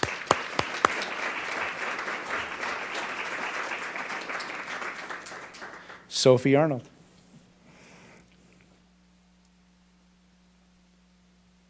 Okay, this mainly comes from Mrs. Cragen. Sophie is an incredible, dedicated, and talented student. But one of the things that sets Sophie apart from her peers is the way that she wholeheartedly committed herself to the role she plays within the Mountain Ridge Student Council. Sophie thrives on carrying out acts of service, not just for her peers or fellow students, but for faculty members as well. This is demonstrated every B-Day when Sophie leads the way in helping to clean the lunchroom after students have finished eating. Sophie is always the first to offer help when needed. She is always there to listen to a friend in need or offer a compliment to someone who needs a boost.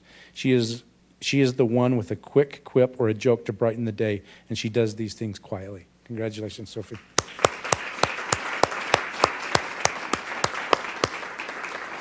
Okay, and our last one, Jaden Mayberry.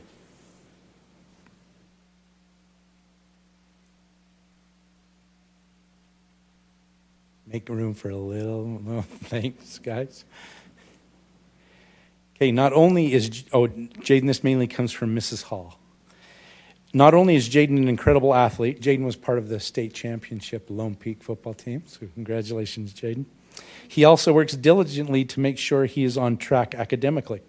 Jaden is kind to others, and he's willing to get out of his comfort zone even when it might be difficult to do so.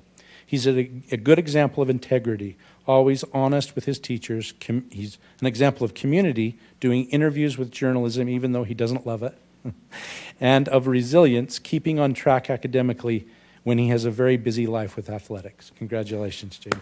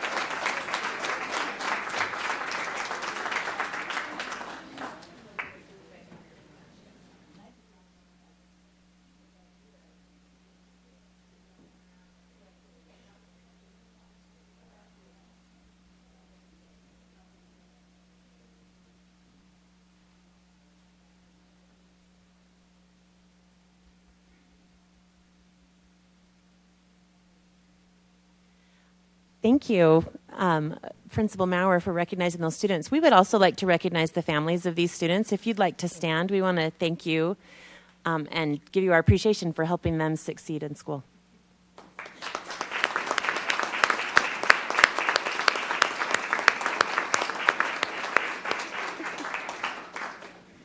Thank you. Okay, so next we have some faculty recognitions at Mountain Ridge.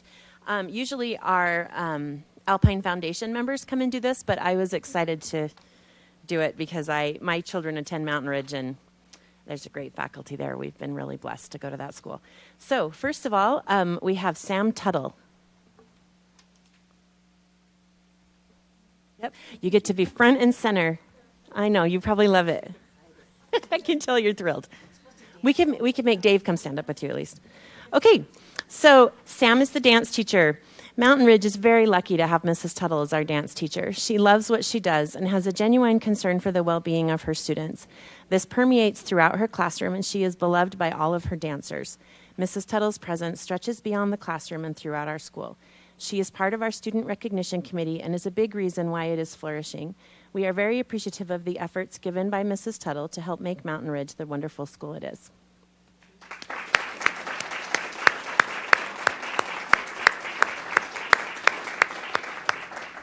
Okay, and next we have Mr. Bateman.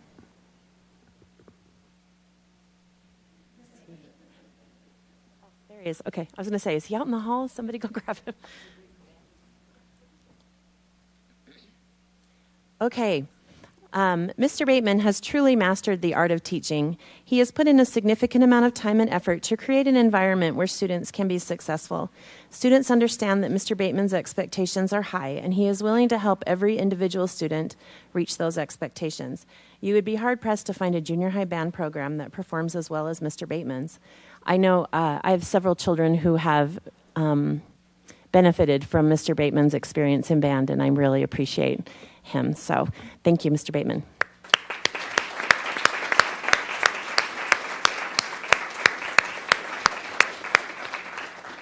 Okay, next we have a couple of staff members. First, Sherry Smith.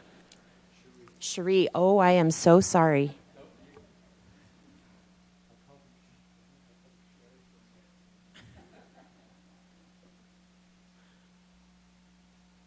Thank you. Okay. Cherie is the finance secretary at Mountain Ridge. She's only been in this position for a couple of years, but functions like someone who has been doing finances for many years. She goes the extra mile, always looking for extra things to do that might help. Recently, during several illnesses that went around the office, without being asked, she fulfilled responsibilities for absent secretaries. Her attitude is incredible, and we can always rely on her. Thank you, Mrs. Smith.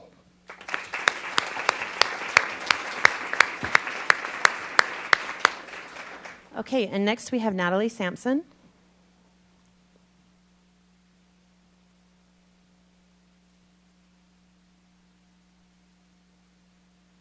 Mountain Ridge has really benefited these last 3 years from Natalie Sampson, one of our student advocates. Natalie has an exceptional ability to connect with teenagers. There isn't an adult in the building that knows more students than Natalie. Not only does she get to know and support students, but she motivates them to be better. She is kind, patient, and very organized. Natalie is a natural leader who contributes such a positive attitude for our school culture. Students, parents, and teachers all love working with Natalie. We appreciate Natalie for all of the time and effort that she gives to the Mountain Ridge community.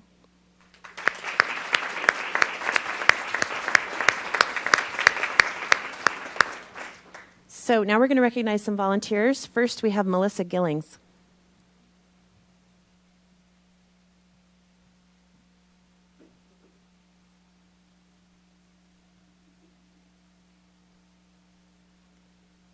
Okay, Melissa is the PTA president at Mountain Ridge, and I'm interjecting here my personal opinion. I think she probably holds some type of national record for most years in a row of being PTA president. I don't know. It's been like, it's been a while. Anyway, she regularly volunteers to take responsibilities off of our plate. She fundraises, conducts meetings, recognizes teachers, gets treats for the faculty, awards PTA grants, and much more. She communicates so well with the administration, and we know she will always follow through. Melissa adds so much to the positive culture of Mountain Ridge.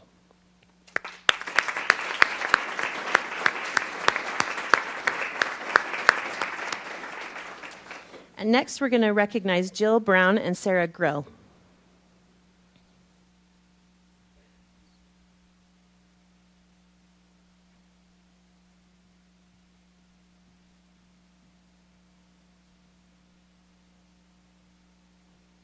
Looks like Sarah's not here, but I'm going to read hers too. Okay. So first, Jill handles this. This is Jill. Jill handles the student service activities for Mountain Ridge PTA. Each Tuesday, students have the opportunity to do service for others by making care kits, blankets, sleeping mats, and other needed items. Jill coordinates all of this by training other parents, working closely with the students, finding donations, and coordinating with other service groups. This is one of the most important things going on at Mountain Ridge. Sarah has faithfully served this school for the past 6 years behind the scenes for the PTA service efforts. She comes to serve every week for both lunches, and she puts in countless hours for Mountain Ridge and our other schools to prepare projects for the students. The remarkable thing is that Sarah's son was only at Mountain Ridge for his 9th grade year and is now in his 2nd year of college.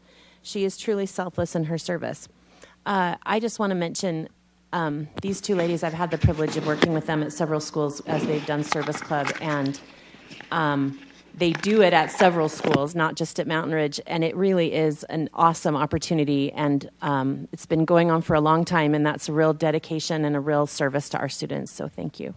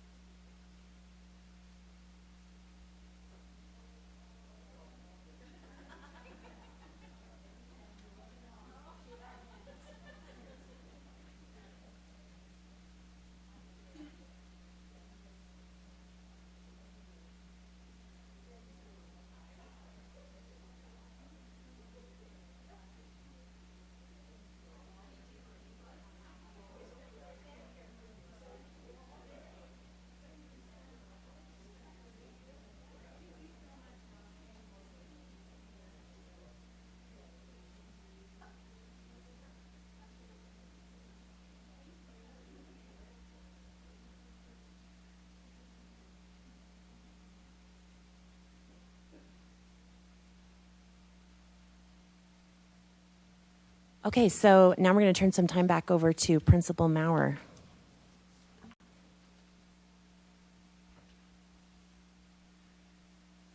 I'm a parent of the community in Mountain Ridge. My kids have gone through Mountain Ridge, and the teachers there and the community there really have made a tangible difference to my kids' lives and still do.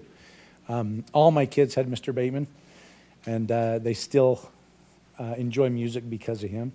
And one of my daughters had Mrs. Tuttle, and she still enjoys dance. Her confidence in dance comes from that 9th grade year. So I appreciate those teachers.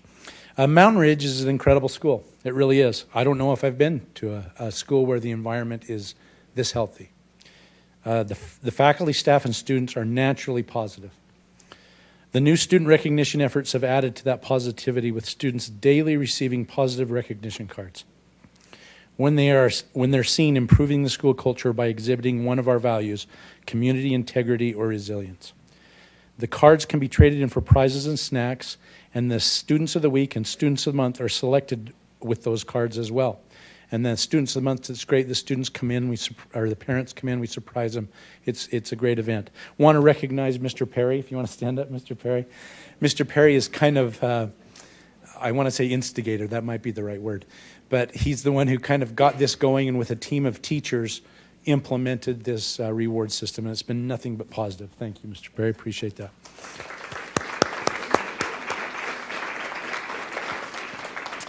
Students earn few failing grades with ongoing efforts to connect some essentials in school culture to those grades. It's a kind of a battle that you fight for years.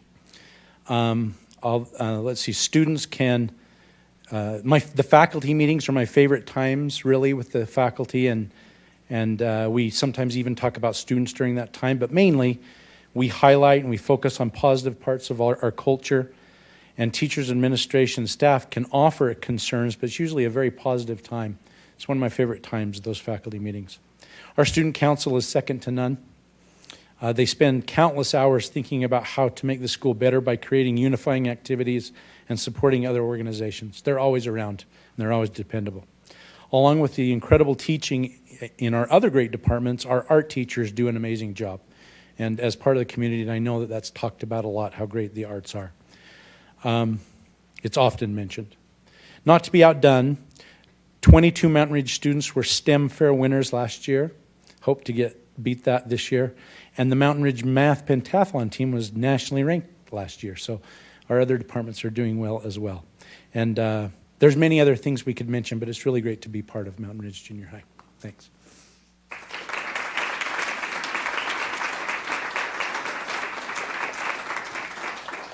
Thanks, Principal Maurer. Now we have a performance by the jazz band from Mountain Ridge.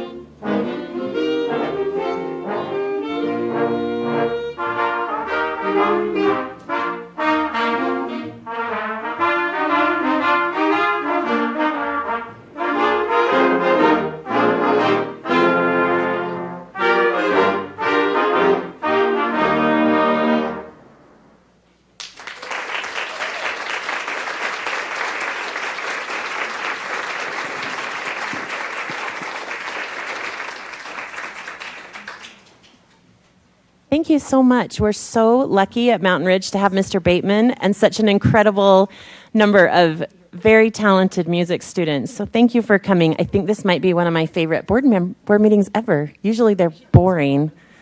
So anyway, so thank you for coming.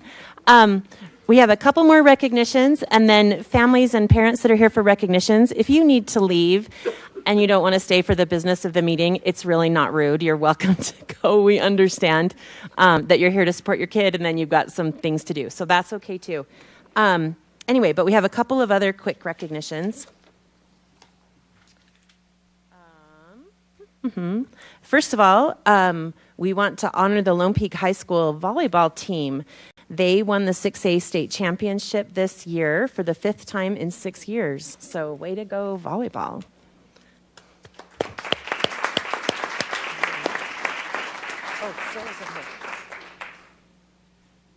Congratulations to the American Fork High School Marching Band. Once again, they won the 6A state championship title.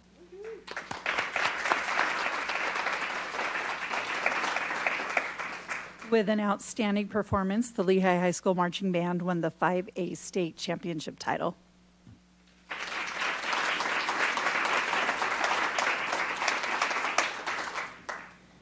Next, the Lone Peak High School football team won the 6A state football championship this year.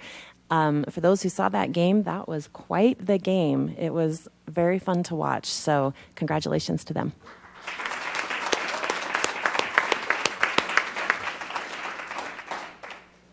The Lehigh High School Pioneers ran past Springville to win the 5A state football championship. They really did. It was a fabulous game.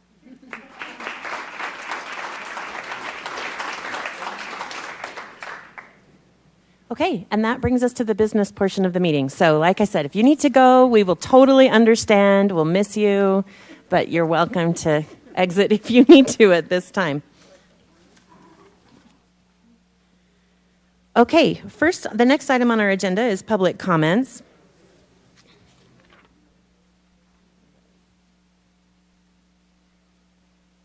Okay, sorry, too many papers up here. So the next item is community comments, and we just have a quick informational piece that we read before public comments. So patrons who wish to address the board are asked to sign up prior to the meeting. We do have a few names here, people who were interested in speaking. So speakers should please introduce themselves by stating their name, and they have 3 minutes to give us their thoughts, and we would appreciate it if you would hold any personnel issues. They're not appropriate discussion items for a public meeting. So if you have a personnel issue you would like to discuss, please put that concern in writing and address it to either the Board of Education or to the administration. So first we have, and I'll just read all 3 names so you'll know what order you're in. First we have Joylyn Lincoln. Then we have Jocelyn, tell me how to say this last name. Akoinye? Okay. And then Mr. Diaz. I'm sorry, what is your first name? Augustine Diaz. Okay, so we'll go in that order.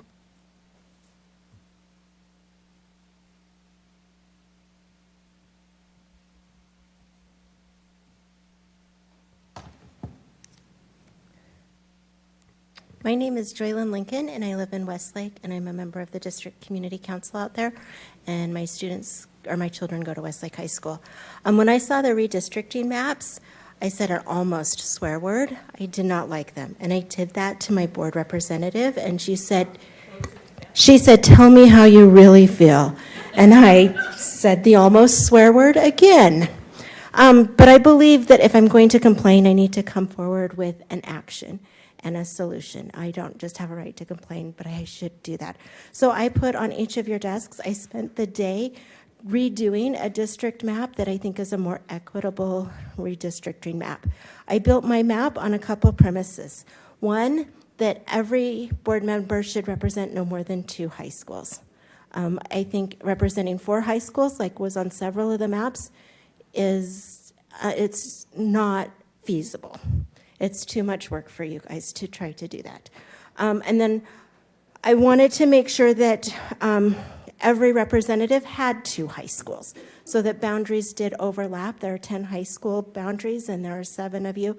So I wanted to share that workload and have 2 different perspectives coming into every boundary. So my map is based on school boundaries, not the location of the school for the school board representation. And I just wanted to quickly go over that. So District 2 would represent Cedar Valley and Westlake High School. And again, that map I set on your desk prior to the meeting. District 3 would be Westlake and Lehigh.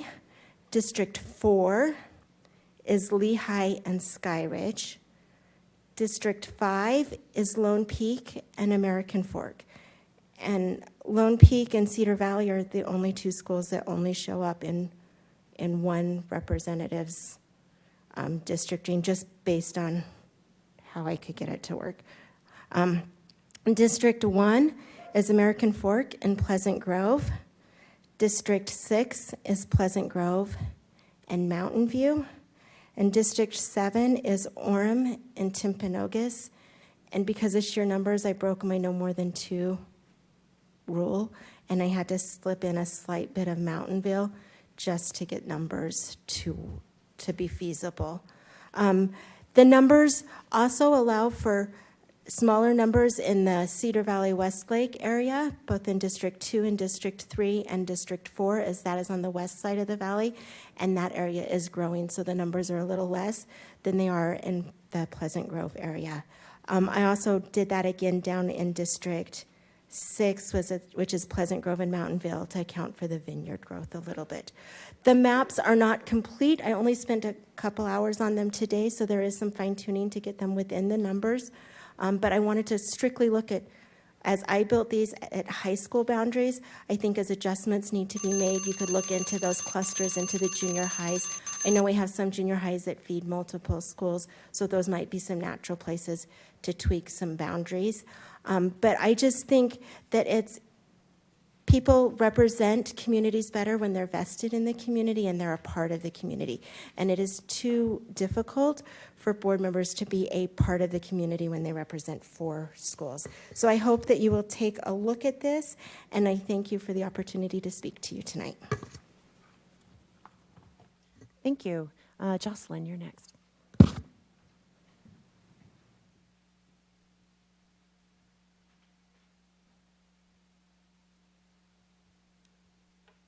Good evening, board members. My name is Jocelyn Aquenye.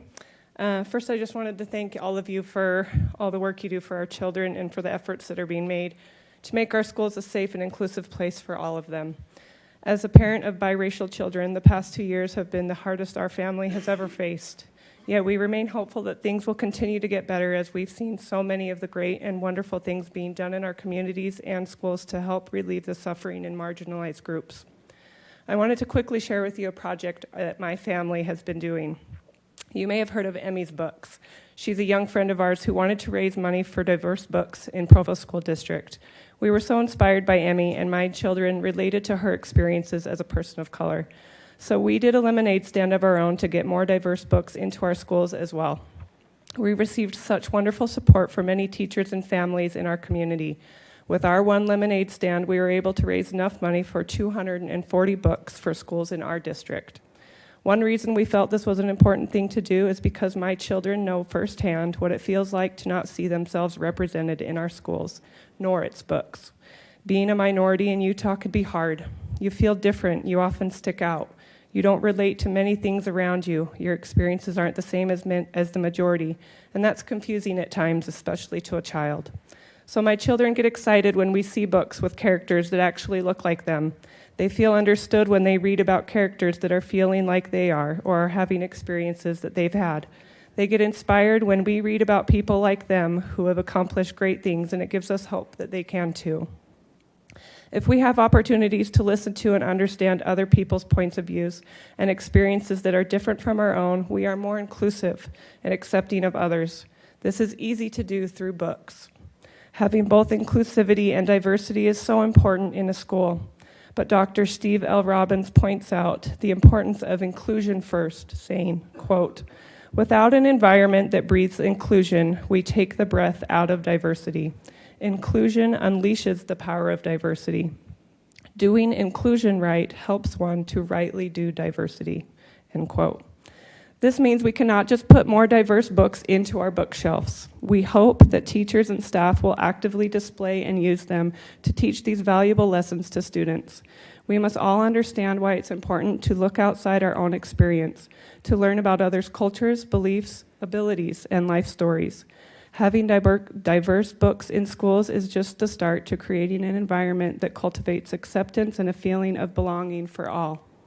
We also hope, as a family, that you will continue to grow the diversity within all books within our school districts and regularly help foster conversations about inclusion in our community.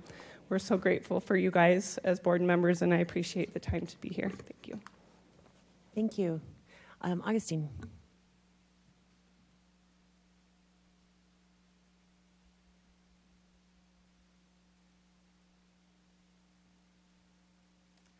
Thank you so much. I'm a little new at this, so I'm a little nervous. So thank you for just being here. Thank you for being representatives and, being present. Greetings, Alpine District board members. My name is Augustine Tino Diaz, and my family is new here in American Fork and Orem. I'm a parent to 2 boys in Alpine School District and an educator at Utah Valley University. As you can see, I'm rocking the shirt and the mask. I'd like to share that I'm an advocate for the diversity of books as well, made available that we have in our community. We are growing and doing so with difference all around us. I am disappointed to hear of book bans up north without proper procedures being followed or more community buy-in from a diversity of constituents. I am concerned about stories being intentionally erased. Are the stories of my community considered a threat or have the potential of being banned?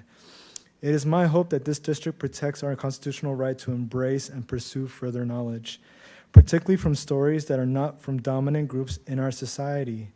I hope to be further involved in our district and am willing to assist with any equity efforts needed. That was really quick and I was really fast, and so I apologize that I wasn't able to fill the time, but I'd just like to add a few more comments. As an educator at Utah Valley University, I work consistently with a number of communities of color on campus, student communities specifically, Pacific Islander, Latinx, and African American, as well as indigenous students we have on campus. And there's a common critique that comes up quite often is, why do I have to wait till college to learn about myself and my people and my history? And that is something that comes up over and over again. I have to wait to pay for my education to learn about myself and who I am. And that is something that I saw as a student in college back in New York and Brooklyn College, and I still see it, to this day in the United States, 10 years later from my own college experience. And so I just wanted to share that. I support the diversity of books that we have made available to our communities, and I hope that we can encourage that and pursue and engage them further in any way possible. Thank you. Okay, thank you for commenting. I just wanted to summarize the comments that we heard tonight. So Joylyn spoke to us about the redistricting maps. Yes, that is going to be a big topic of discussion. She's concerned that they are not representative, not as representative as they could be, and they need some adjusting. Jocelyn is concerned about the needs of representing diverse children and making sure that they can recognize themselves in the material that we're using in schools and how we can make them feel included and feel a part of our community. So thank you for that. And Tino, thank you for being concerned about diverse books and how we can make our students who are of diverse cultures feel more comfortable in our schools and feel welcome and wanted there. So thank you for that. Next, we will move on to some action items. So Superintendent Farnsworth, I'm going to turn the time over to you. Thank you, Board Member Bonner. The board has received the LEA-specific licenses for this month, as well as the student trip requests. We'll go first to the LEA-specific licenses. I recommend your approval of those. Okay, is there a motion? I move that we accept the LEA-specific licenses. I second it.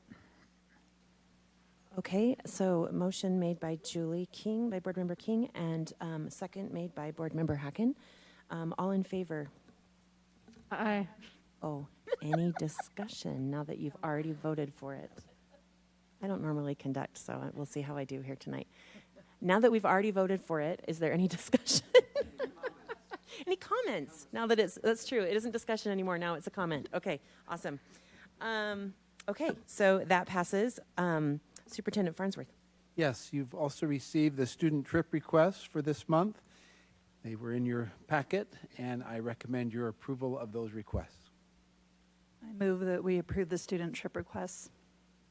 I second. Okay, motion has been made by Board Member Bateman and second by Board Member Wilson. Any discussion? See, I'm learning. I'm getting better. With that, all of those in favor? Aye. Say aye. Aye. Aye. And there's Board Member Beeson from home. Okay, so that's approved also. Next, we have some discussion action items. Dr. Farnsworth. Yes, thank you. Thank you for approving those. We would invite David Stevenson, Executive Director of External Relations and Communications. He will recommend to you 3 schools for closure to out-of-area requests for the 2022-2023 school year.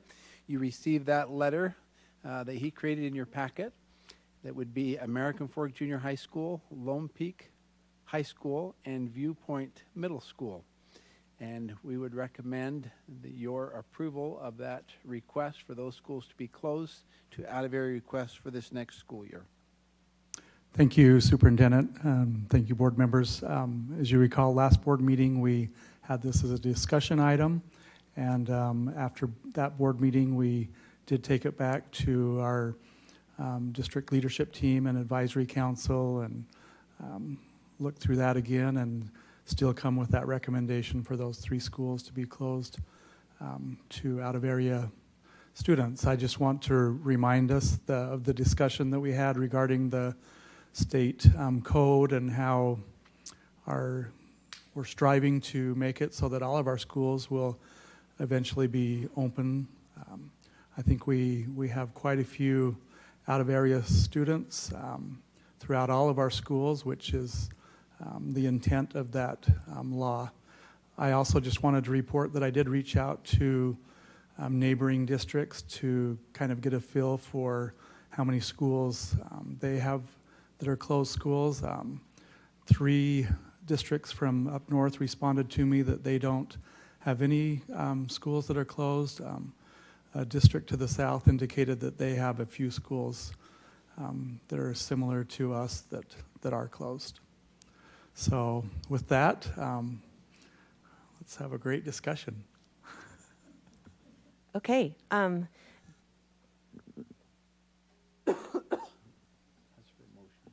Okay. Okay, do we have a motion?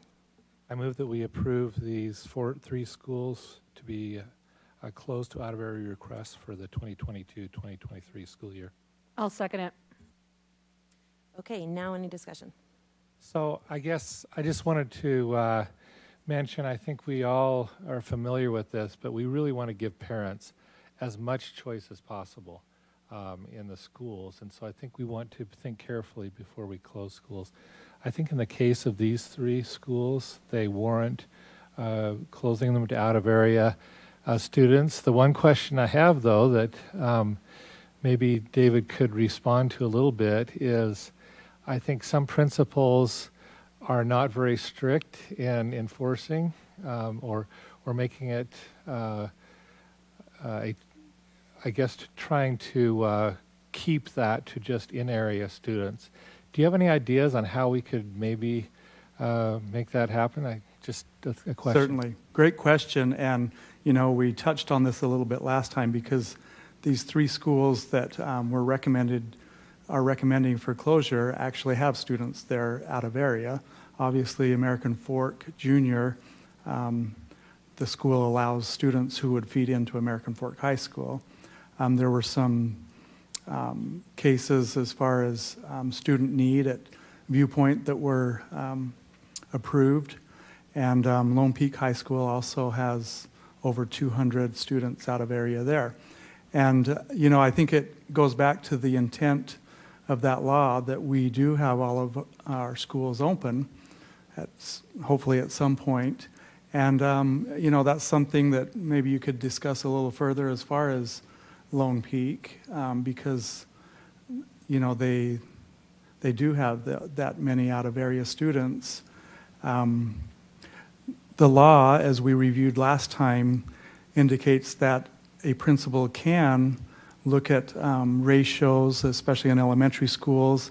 If let's say all of the 4th grade classes are above ratio, then the principal could hold a out-of-area request until the beginning of the school year, and then if there is an opening, could accept that out-of-area. Same with high school. If the program is, over ratio, then that principal could hold out-of-area requests too. We also reviewed one of the components that a principal could use is whether or not they allocate trust lands funding towards class size reduction. So if they hire an 8th for teachers in secondary schools or whatever, that could be a reason why that an out-of-area could be denied in that case. So I think that question is a great, valid question of training that we probably should look at more in depth for our principals and review this law and the intent of the law more closely as we're looking at whether or not out-of-area students are accepted into neighboring schools. I have a question about that. Last time I brought up, my concern was that if we're closing a school and we still have a significant percentage of their student body that is out of area, that I feel like that's kind of not congruent with what maybe we should be doing. Like if we're going to allow a huge percentage of the student body to be out of area, then why are we closing the school? So one thing I would like to see us do is maybe put a review forward of our policy and what criteria we're using. I know we obviously need to use criteria that the law follows, but it feels like we need to have some internal criteria of, even if you're using your trust lands money to reduce class sizes, you're not closed unless, we have this problem or that problem. And then maybe laying it out in policy, and I don't know if that's something to recommend to the policy committee, because I don't know if we have a policy already, but then what the true exceptions would be. It's not just anybody who lives in this area or anybody who, I think that's a little bit, if we're going to let anybody who lives in a specific area choose to go to the school, then to me, we should reboundary. So, because the other school is probably not closed. So, anyway, I do think that in these 3 schools, we do have a significant case to keep them closed. It seems like all of them are kind of bursting at the seams and need a little help. But I think that policy needs to be very clear to parents, so that if they feel that their child needs an exception to that rule, the path forward needs to be very clear, either allowed or not allowed. That path should be pretty clear to them what that is. So perhaps what we could do is, if you approve these 3 schools as closed for the next school year, then we could do a study working with the policy committee to really look at the intent of the law and make sure that we're in compliance with the law, with our policy, and then perhaps when this topic comes up in a year, we won't have any closed schools. And we could set that as a goal that we could work towards. Or I think that the data we're looking at, as we're looking at the numbers at schools, would be clear as to why there's an exception here or there, and not that we don't have exceptions happening at some schools that don't happen at others, and things like that. And that is part of the law that I think we need to look at closely to make sure that those exceptions that are being made are within those parameters set in the law.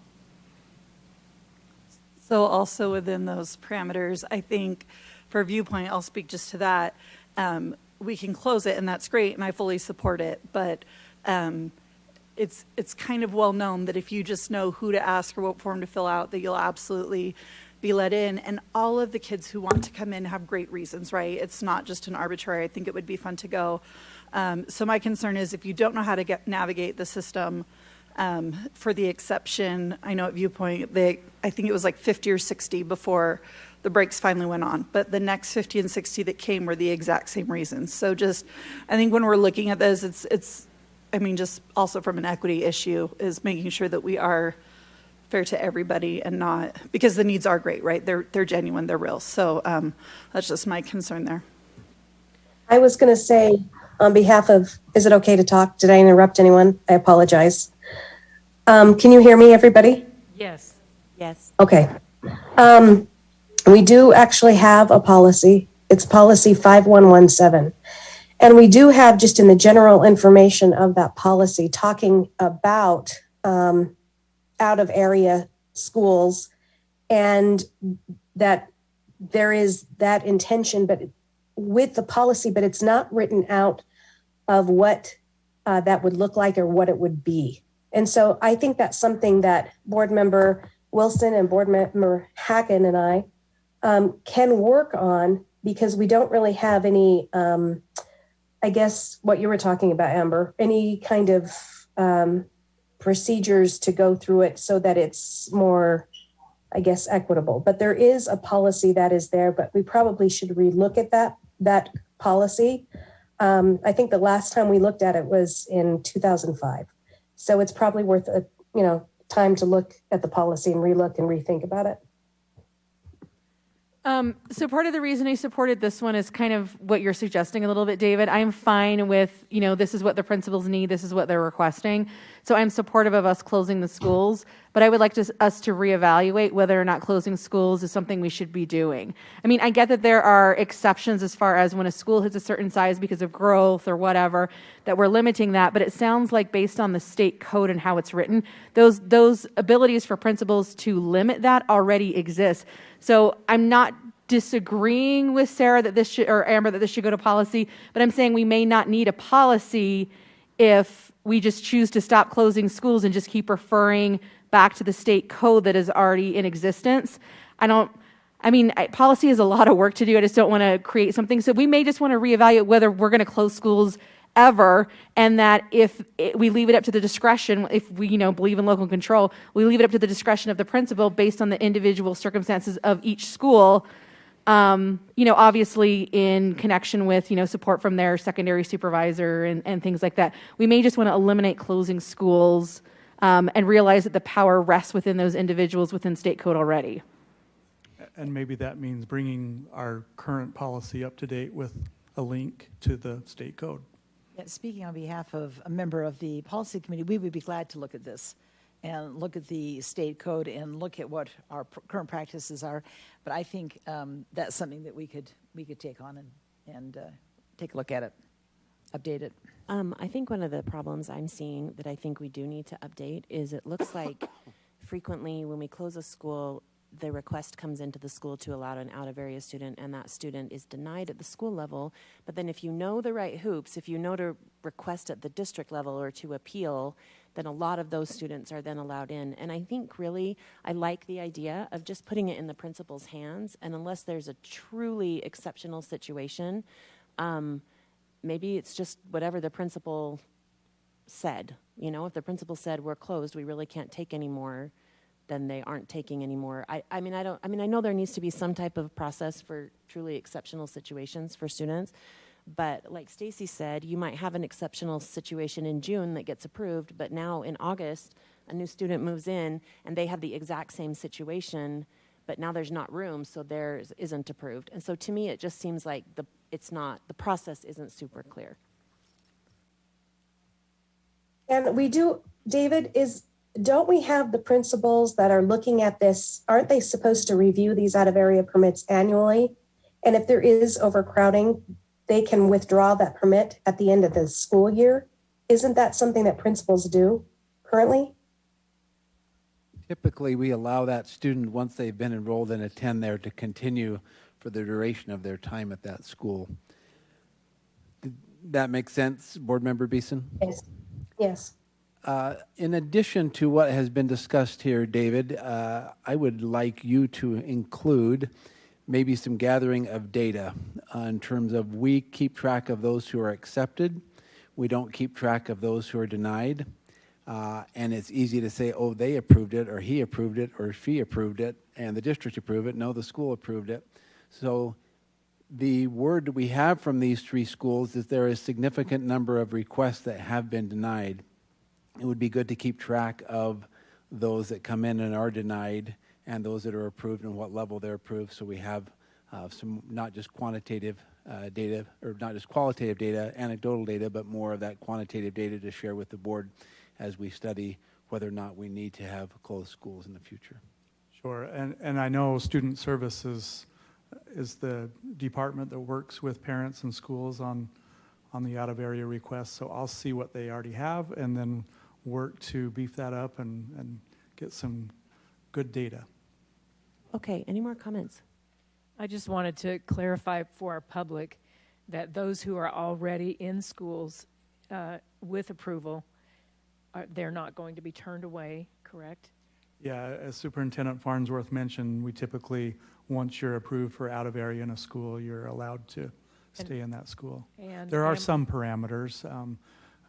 For example, I know that there's a section on the form regarding behavior, student behavior, that could make it so that it could be, the request could be terminated. And family members, can you clarify on if in one family?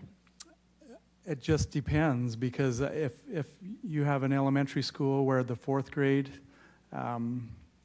has room for an out-of-area student, but the first grade doesn't, the principal could grant that the fourth grader out of area access, but not the first grader. So it's based on grade level that way.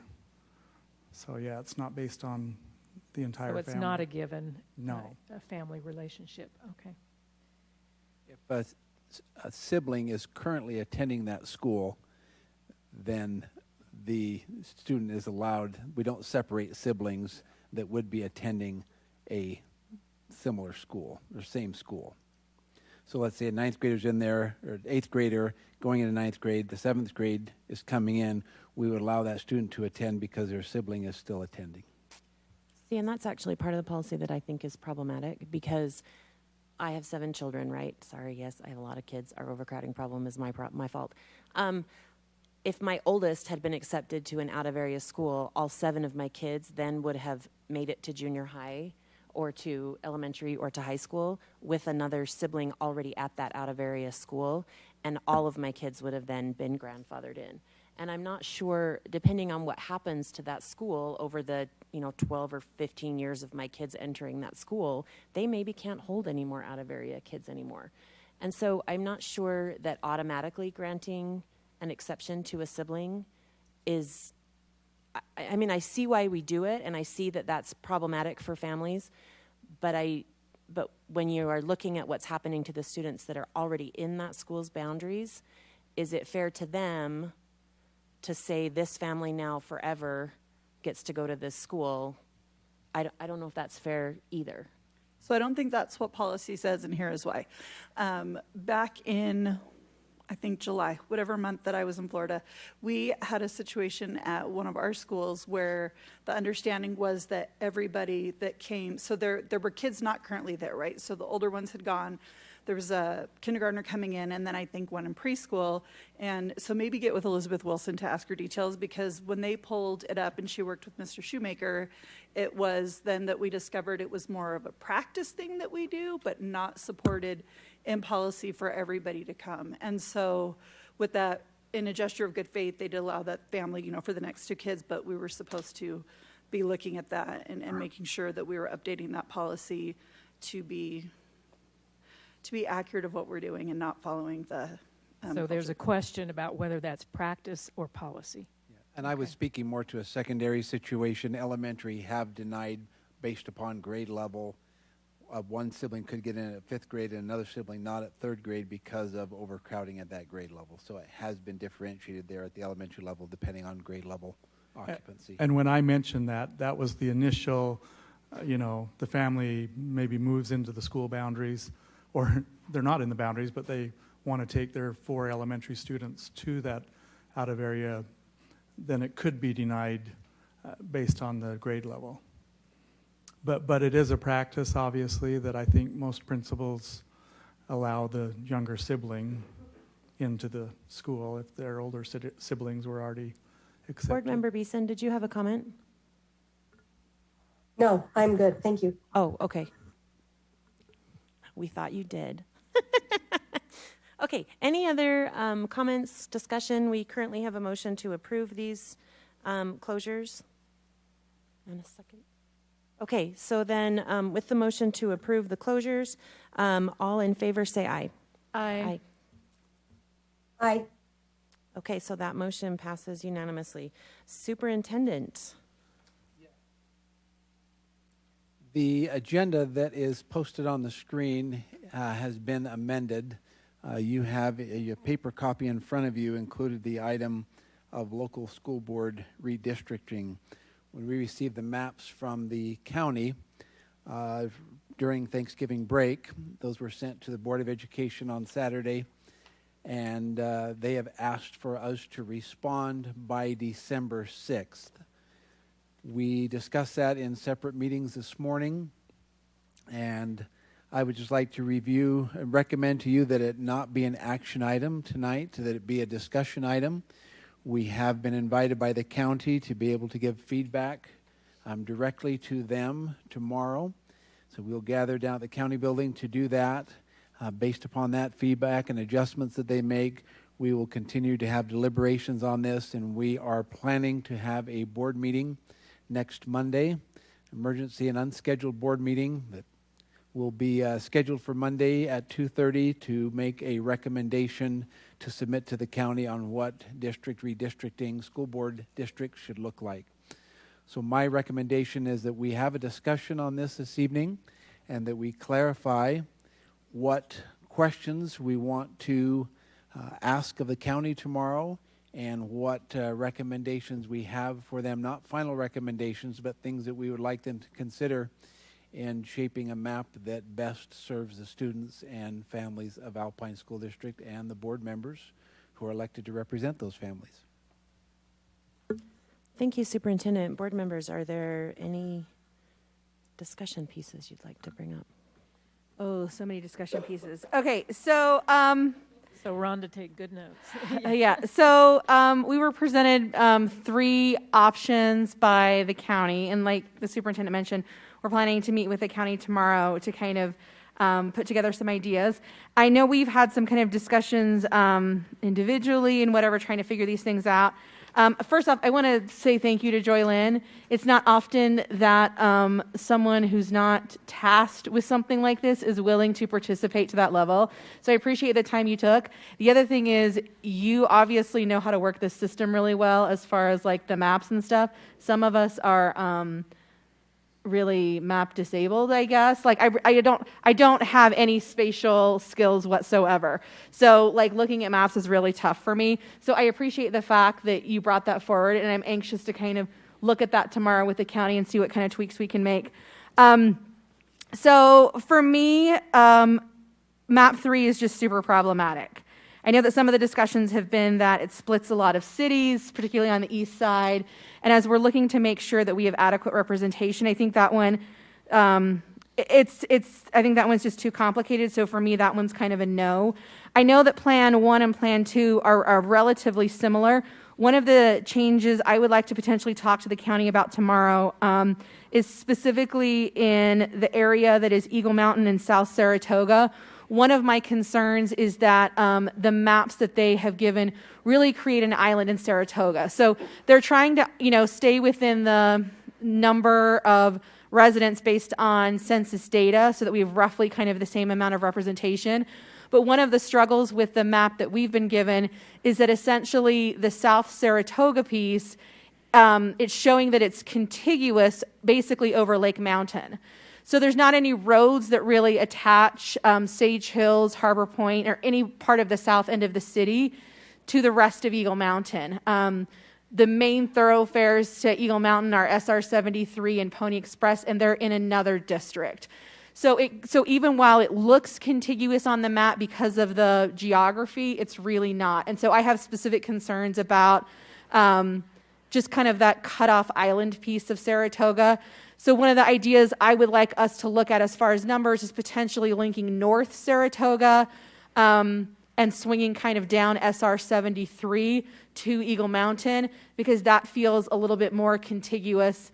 The other thing is that our immersion schools in Eagle Mountain and Saratoga are all in a line right there.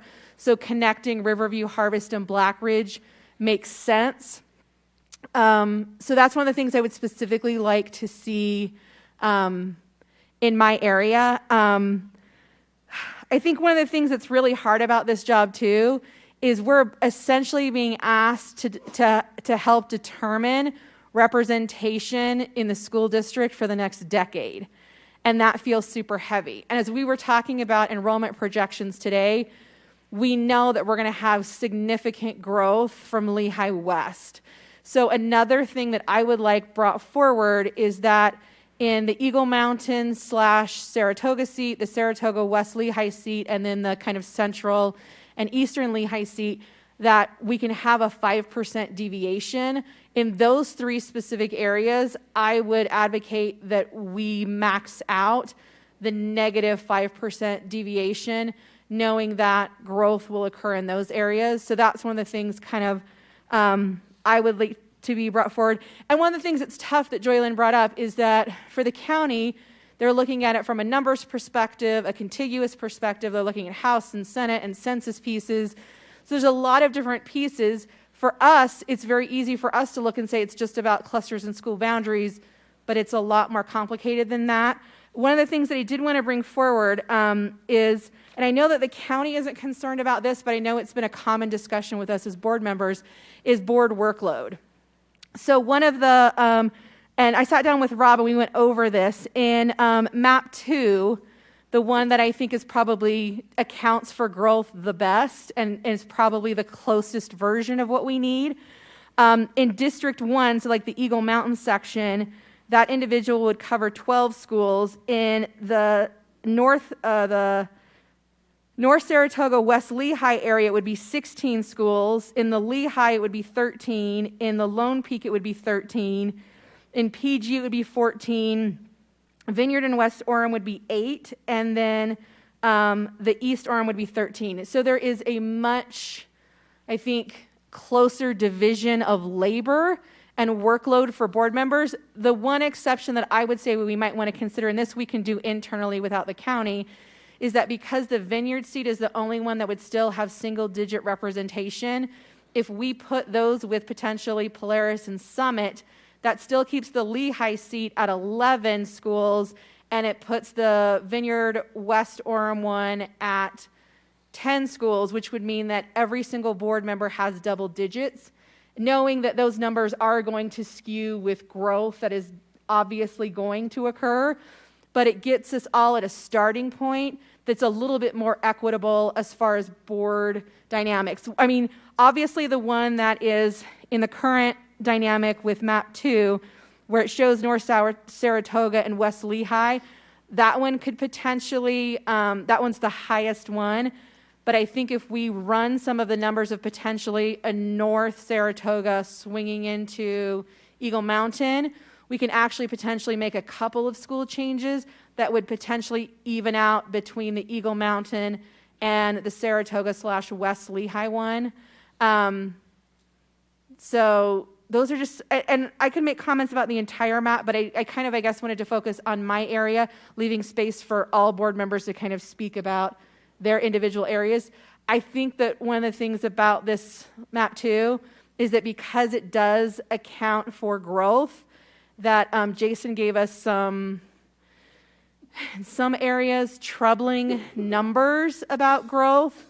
I think if we didn't take advantage of extending that 5% deviation to the max, I think that would be problematic and a maybe poor decision-making on our part to not max that out, knowing the enrollment projections and what's inevitable to come, and making sure that we're trying to have as much of an equitable representation as possible with the constraints that exist in state code.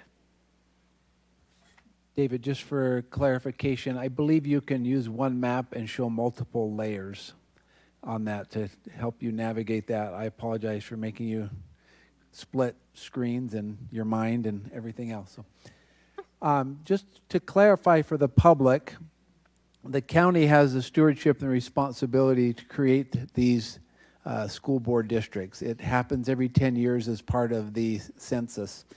What they are giving the local board opportunity to do is to review the 3 maps that were created by the county and to give input. The ultimate decision of that final determination is made by the county.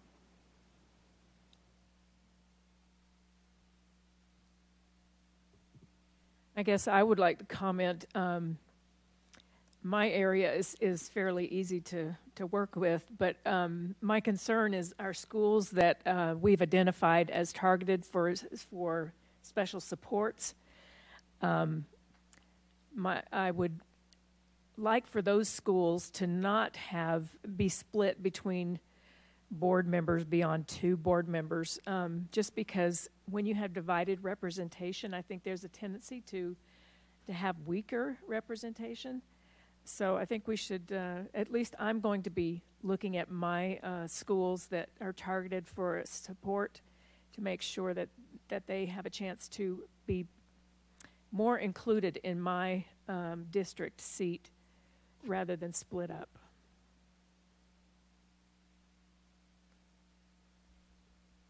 My turn. I'll take a turn. So I like maps and have spent a lot of time since Saturday with these maps. I think what's going to happen in these maps is what we already knew was going to happen, which is a consolidation of seats on the east side of the freeway to gain a seat on the west side of the freeway. And I think that needs to happen with how our demographics are changing. And I think I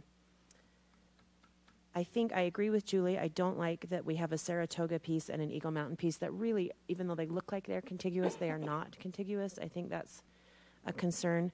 I've reached out to my city leaders and my state representatives, and pretty much across the board, they all hate Map 3. So I'm going to have to say that one, probably also because that one splits the Lone Peak high school boundaries into 3 board members' areas. I don't really love that. So that's kind of like a non-starter for me. But I do think both Map 1 and Map 2 have really positive things about them. So I think there are a lot of little changes that need to be made to these, even if the county's not amenable maybe to making some big changes. There's a lot of little changes that need to be made to maybe make the representation better. I've heard from several constituents that they really don't like it when the board member over their school is different than the board member that is over their home. So they vote for one board member, and the board member who's over their school is a different board member, that there's kind of a disconnect in representation there that makes them feel maybe not adequately represented. And so I would really like to try to work with the county. I know they're interested in following the Senate and House seat maps, but I don't know for schools if that is really that important. And maybe that's something we could discuss with them also. Also, based on the lines of where these maps are, they do run through the middles of many precincts. And my understanding was that the lines had to follow precinct boundaries. And so I have a lot of questions for the county before I'm really ready to make a decision here. But I do think Map 1 and Map 2 both have possibilities that we could explore that might make those better for representation for our patrons. Okay, so the Lehigh consensus is that we prefer Map 2. One of the big concerns with 1 is that it takes all of Traverse Mountain and shifts it east. And so as Traverse Mountain is only currently built out about 50%, there are concerns with it going east and not feeling represented where they are. Also, Map 2 is a favorite because it does keep Lehigh and Skyridge in the same boundaries. That was important to a lot of people kind of across the board to have those represented by the same person. And then I'll just say the thing that nobody likes me to say, but I think 2 gives us the best groundwork if we decide to move towards an eventual split one day, and without, I mean, obviously things would be redistricted with a split, but it is a little cleaner in 2. So that is Lehigh's preference. In addition to the comments that were shared, appreciate Rob Smith doing some research on the state statutes that guide this process. Those were sent out to you today. I think it would be helpful to have the county clarify the interpretation of those statutes and how that will affect election cycles and representation. Okay, any more comments from board members? It sounds like we're definitely not ready to move that to an action item. So Yeah, just a I general think, comment. Oh, go ahead, Sarah. I'm concerned about any plan that splits a city or school into 3 different districts. I think that's just really unmanageable and unnecessary. So, we want to eliminate or modify wherever we can to avoid that. And I think, Board Member Hacken, that's something that can be shared. I think what we're striving for with this is better representation of our citizens, families, and maps that don't create that lead to further frustration and feelings of not being represented by their elected officials. So that is something I think we ought to emphasize with the county. Can I just say, as a board member, I know that my seat is fairly simple, but I just want to recognize my fellow board members that we're approaching this on what's best for representation for our schools, and we're really not being overly protective of our own jurisdiction. And I just think that's an admirable trait for a board member, and I just commend the board. I agree. The discussions that we had with the different groups this morning were all very, I think, student-centered, family-centered, and let's do what's best for the district and not protective of your own areas. So I appreciate the willingness of the board to follow their norm and seek what's best for students. One other thing I'd like to encourage the county to do is to number them consistently and as closely to our present numbering system as possible, because they may not realize that the numbers of those districts impact the election cycle that you're in. And so we have 3 maps, and one of them has no numbers, and the other 2 have different numbers. So it's something that we've talked about, but for the sake of the public who are looking at this, we want to make sure that the numbers that they come up with are as close to the present numbers as we can get them. Okay. I was going to say, as far as American Fork is concerned, it's been pretty carved out. Looking at all 3 maps, but map 2 seems to be the least disruptive and maybe a better choice. Just like I think it was Stacy that was saying that if there is an eventual split, it would help that. I guess the difficulty is not just looking at how the boundaries will affect this near future, but 10, 20 years down the road. I know that the county doesn't have an easy job right now. And I guess if there's one thing that I would really hope is that we had more of a seat at the table. Just because Amber brought up a really good point. There is some frustration with patrons that their children go to one school and the board member that's over their children's school is not the same board member that they vote. And that there is a little bit of frustration with that. And so I know we're not going to get everything we want, but I feel like there's some good discussion to be had. And I concur with Board Member Wilson that this is something we're all looking at, not just our own areas, but how it will affect different areas and the future growth of the district. There's a lot of discussion still to be had. Thank you. Okay, I think that sums it up. So I think we're ready to move on to our next discussion item.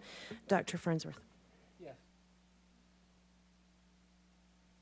We would invite David Stevenson back up to the podium to answer any questions that you have about the proposed changes in the Linden Aspen Elementary School boundary. Thanks again. And there is a map. Is a map in your information that's included on the screen.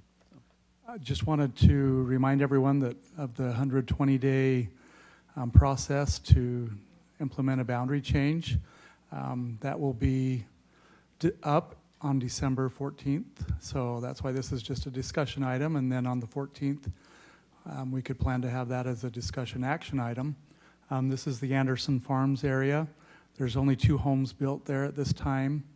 And I did want to mention also that we sent letters to all of the mayors, well, the 2 mayors in Orem and Linden, along with the city council members. And we did receive some feedback from them, which was pretty much, thanks for keeping us in the loop. That's all. That was pretty much a summary of the feedback that we did receive. Vicki Carter, the supervisor of these 2 schools, has been very diligent in working with the 2 principals. Her name is on a flyer that the realtor has been passing out, and so she's answered a few questions from folks. But this one's kind of I guess, an easy boundary change that we could look at. Is there anything that you would like me to study before next board meeting? Let me know. But if not, we can plan on that being an action item at next board meeting. I just appreciate the very clear graphics and the information that we need about projected numbers for enrollment at each of the 2 schools affected. So Thank you. I appreciate, I love to move boundaries before there are homes. That's my favorite way to boundary change, so thank you for that.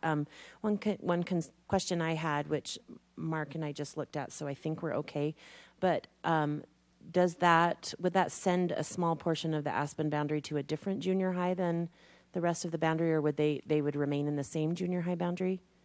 I just don't want to create a situation where we have one little pocket that goes to a different junior high than everybody else. Sure. So if we could just double check on Okay, that. I'll It looks like double-check it's that. okay from the map we're looking at here, but Okay. if we'll just double check that. Definitely. Is the boundary. Okay.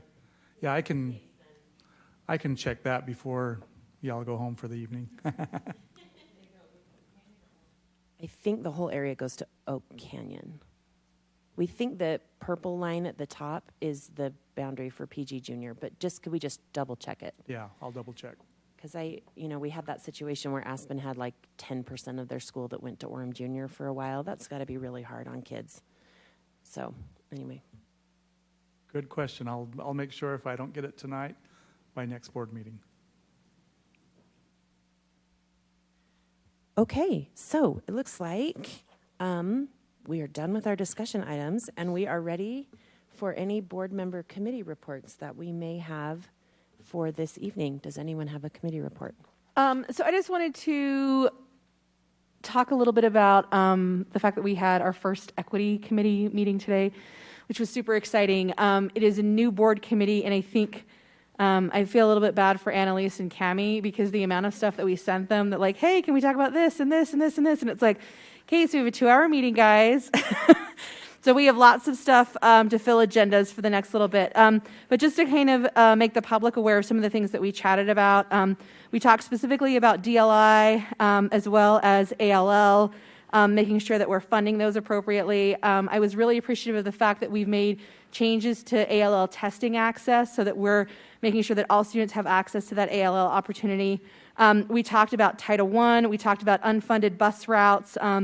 We also talked a little bit about how we have experienced an increase in a refugee population and making sure that we're providing the proper supports for those students who are joining our communities. And I just want to give a huge shout out to Student Services and to HR because I feel like a lot of the things that we are tackling are sometimes heavy subjects, and they haven't shied away from any of it. It's just like, let's dive in and tackle this and see what the solution is.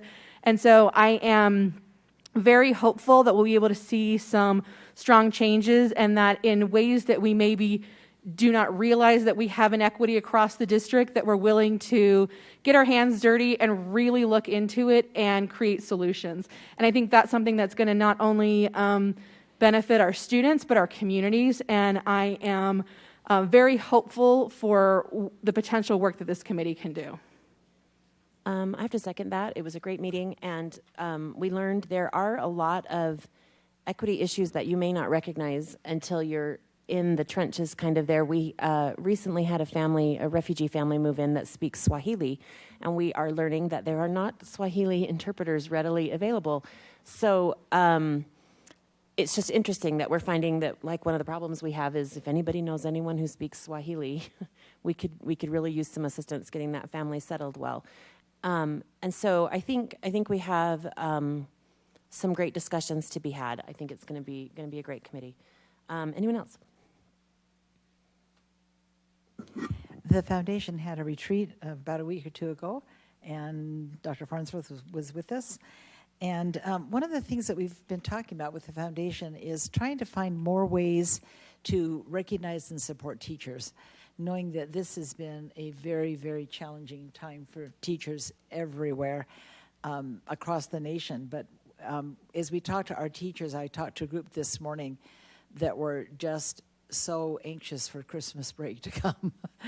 They're just tired, and they've had so many different challenges that they've never seen before. So the foundation is looking for some active ways that we can support more teachers and recognize more teachers. And we'll be, as we figure some of those things out, we'll be bringing them to you so that you know. And also possibly more ways that we can support students in academic kinds of endeavors. So they're looking at those kinds of things. And They will also continue to support the programs they've been doing, and such as the Summer Stars reading program.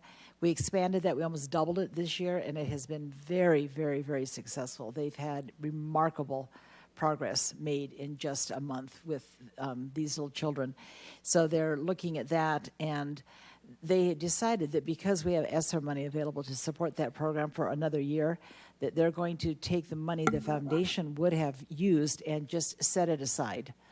Not spend it, but set it aside for now, and go ahead and use the ESSER money because that's good use for that. And then in another year or so, look at the impact of the letters training and the 95% training and see what the needs are for the STARS program. So those are some of the things the foundation is looking at right now. I had my first capital planning committee meeting this month, and I know we say this a lot, but we went over our enrollment data in study session today, and I just want to make sure that everyone is aware we have some significant capital needs, and we're going to have to start looking at how we're going to address those needs. And the growth rate in the West is so strong, but we also have schools on the East Side that really need assistance in providing an equitable educational opportunity to those students. And so there's a lot of needs there, and the funding that we have does not cover them. So we're going to have to start looking at that. And I hope that we will be able to present that concern and that need to our patrons in a way that will help them understand our desire to provide equitable and complete opportunities to all of our students. So that's my report on capital. And next board meeting, we will have a report by that capital planning group on projects that we're considering. Not tied to a committee, but just patrons in general. I have really enjoyed over the last 2 months as I have gone to SEC and PTA meetings. I think we've seen a shift in the active role that parents are playing in their students' education. And I know for some people it is very much, we are in survival mode and I elect you and you do the work, and that's absolutely fine. But it's been very cool to watch as people start to learn more and then they share it with a friend. And I don't even mind when people mock me with my sharing is caring, because it's true. And so it's just been really kind of awesome to watch as people start to learn more and then they get excited by it and they want to be part of the process. So I'm excited to see what the legislative results will be there. But I very much appreciate the parents who maybe not in an official capacity, but they show up to things, they learn about things, and then they tell other people what they've learned. And I think it is just a good thing as we move forward that the more people that are educated and understand the way things happen and how they can have an impact, and the shift of realizing that there is more of an impact with your local school board and your city council versus maybe at the federal level. And I just have loved the innovative things that I've seen. Freedom right now is implementing soon a recess room. And so different from the wellness room, but for kids, for a lot of kids, right, you want them to go outside and run and get the energy. But for some, when they come in from recess, their anxiety level is up here. And so it kind of did the opposite of what it was intended. And so I appreciate the leadership from our principals and then the input from the faculty and parents to be able to meet the needs of the kids in ways that they haven't been met before. And so just very good, cool things that we're a part of, and our people are doing amazing work.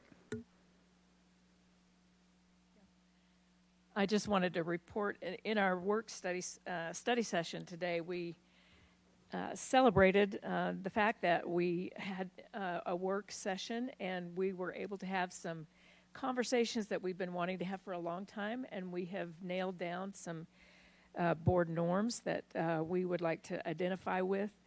And as we talked about the equity committee, I think every member of this board wants to be an ad hoc member of the equity committee, because we truly are committed to the education of all students. And one of our board norms that we enumerated was we remember the importance of equity in education across the district, and we make decisions based on the question, what is best for students? So anyway, I hope that, David, we can get these posted on our website soon. our board norms. And just also want to report on the first meeting of the Teaching and Learning Committee. This is kind of interesting because it's where us as non-professional educators, most of us, and our professionals who really know what they're doing, we kind of meet. But this is really what we're all about, is about student learning. So I just value the professional knowledge there, and Dr. Joel Perkins and Dr. John Patton. We appreciate your leadership there, and just look forward to learning a lot. We learned a lot about assessment and some of the goals that we have as a district. And I think as we move forward in developing the strategic plan, we'll hear more about the Teaching and Learning Committee. Thanks. Just a note, you should have gotten the minutes from the Teaching and Learning Committee. It was a really beautiful, complete set of minutes that should have come into your box recently. And I'm hoping the Equity Committee will provide minutes for us as well. And years ago, none of these committees provided minutes. So this is a really healthy direction so that everyone can kind of stay in the loop. So we appreciate all of those secretaries and people who are taking and typing and passing those minutes on to all of us. We are creating minute envy in the district, and so we need to be careful that we don't try and one-up each other on the level of detail of our minutes. And color. And otherwise, we'll just pictures. start recording the meetings and sending the recordings. So those minutes are getting very detailed. So bless those who take those minutes. So. I got one thought. Okay. Our legislative committee, we've met and established priorities for the next legislative session. The legislative webpage will be updated. We started working on those updates based on that last meeting. And I just wanted to say thank you to Pleasant Grove city officials. We had a breakfast meeting with them. Many of you were able to attend, and we thank you. These are meetings oftentimes that our public may not see. They're often noticed by the cities. And recorded by the cities. But I just wanted to say thanks to them. They also came up to PG High School at the last minute and had lunch with our ProStart team.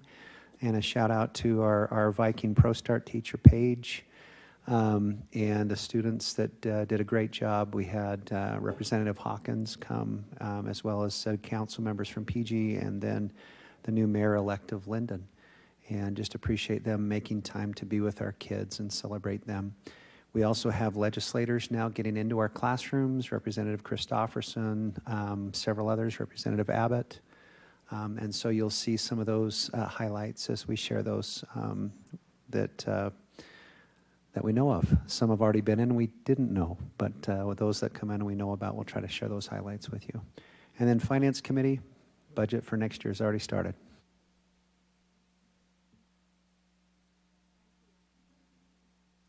Okay, I think I have one more thing to say, and it is a celebration of our drama departments throughout the district, because I think most of them had their fall plays over this last month, and I was able to attend Les Miserables at Lone Peak, and it was exceptional. Though my 11-year-old did say that she was very sad to learn that everybody died. She was like, I didn't know everybody was going to die. But it really was an exceptional evening, and I have heard similar reports from AF High's production of Joseph and the Amazing Technicolor Dreamcoat, and also from, it was Seussical at Lehigh High, correct? No, what was it? Who did Seussical? Skyridge did SpongeBob. SpongeBob, that's what it was. I just feel like I was should something tell people, cartoony. like, if you don't love SpongeBob the way I don't love SpongeBob, this has nothing to do with the TV show. And it was really kind of just a lovely story of friendship and supporting each other, and remarkable. Well, I am consistently blown away by the quality of production that we see from our high schools, and I just want to give a shout out to our drama directors district-wide for all that they do, and I had to drop a child off at Lone Peak last night, and the drama booster moms were there checking in all the costumes. They had like a whole hallway full of shoes and all stuff. And I was like, oh, all these parents that make this happen and all these drama directors that make this happen, thank you for providing such a wonderful thing for our community. So with that Real said, quick on that, oh, great. though, Stacey I has did actually receive a significant amount of feedback. I will call them loving complaints, saying that patrons who were trying to get to all the places, and so in Lehigh, for instance, there was only one night that Mary Poppins ran that Seussical didn't, and I love when kids from the other high school come to support them, but just community members saying, could you fix that? And I said, that is not something I can fix, but I will share that our community members want to be able to go to everything, so now we know. I tried to go to Mountain Ridge and Timberline's plays, and they were the exact same days. So, yeah, that was difficult for me, too. So, anyway, thank you to our drama departments district-wide for a wonderful, excuse me, a wonderful experience this month. So, next, sorry, we need a motion to move into closed session for the purposes of discussing personnel, property litigation, and collective bargaining. I move that we adjourn into closed session for the purpose of discussing personnel, property litigation, and collective bargaining. I second it. Okay, motion. Sorry, I'm not verklempt. Like, I'm just choking here. Roll call, Ooh, right? I was really touched by Les Mis, apparently. Okay. Gosh, not SpongeBob. Just kidding. I didn't see SpongeBob, but I did hear it was awesome. Okay, we have to do a roll call vote for this one. So, Board Member Wilson. Aye. Board Member Hecken. Board President Clement. Aye. Oh my gosh, you guys. And that's aye for me. Board Member Bateman. Board Member King. Aye. And Board Member Beeson. Aye. Okay, so that moves us into closed session. Thank you for attending tonight.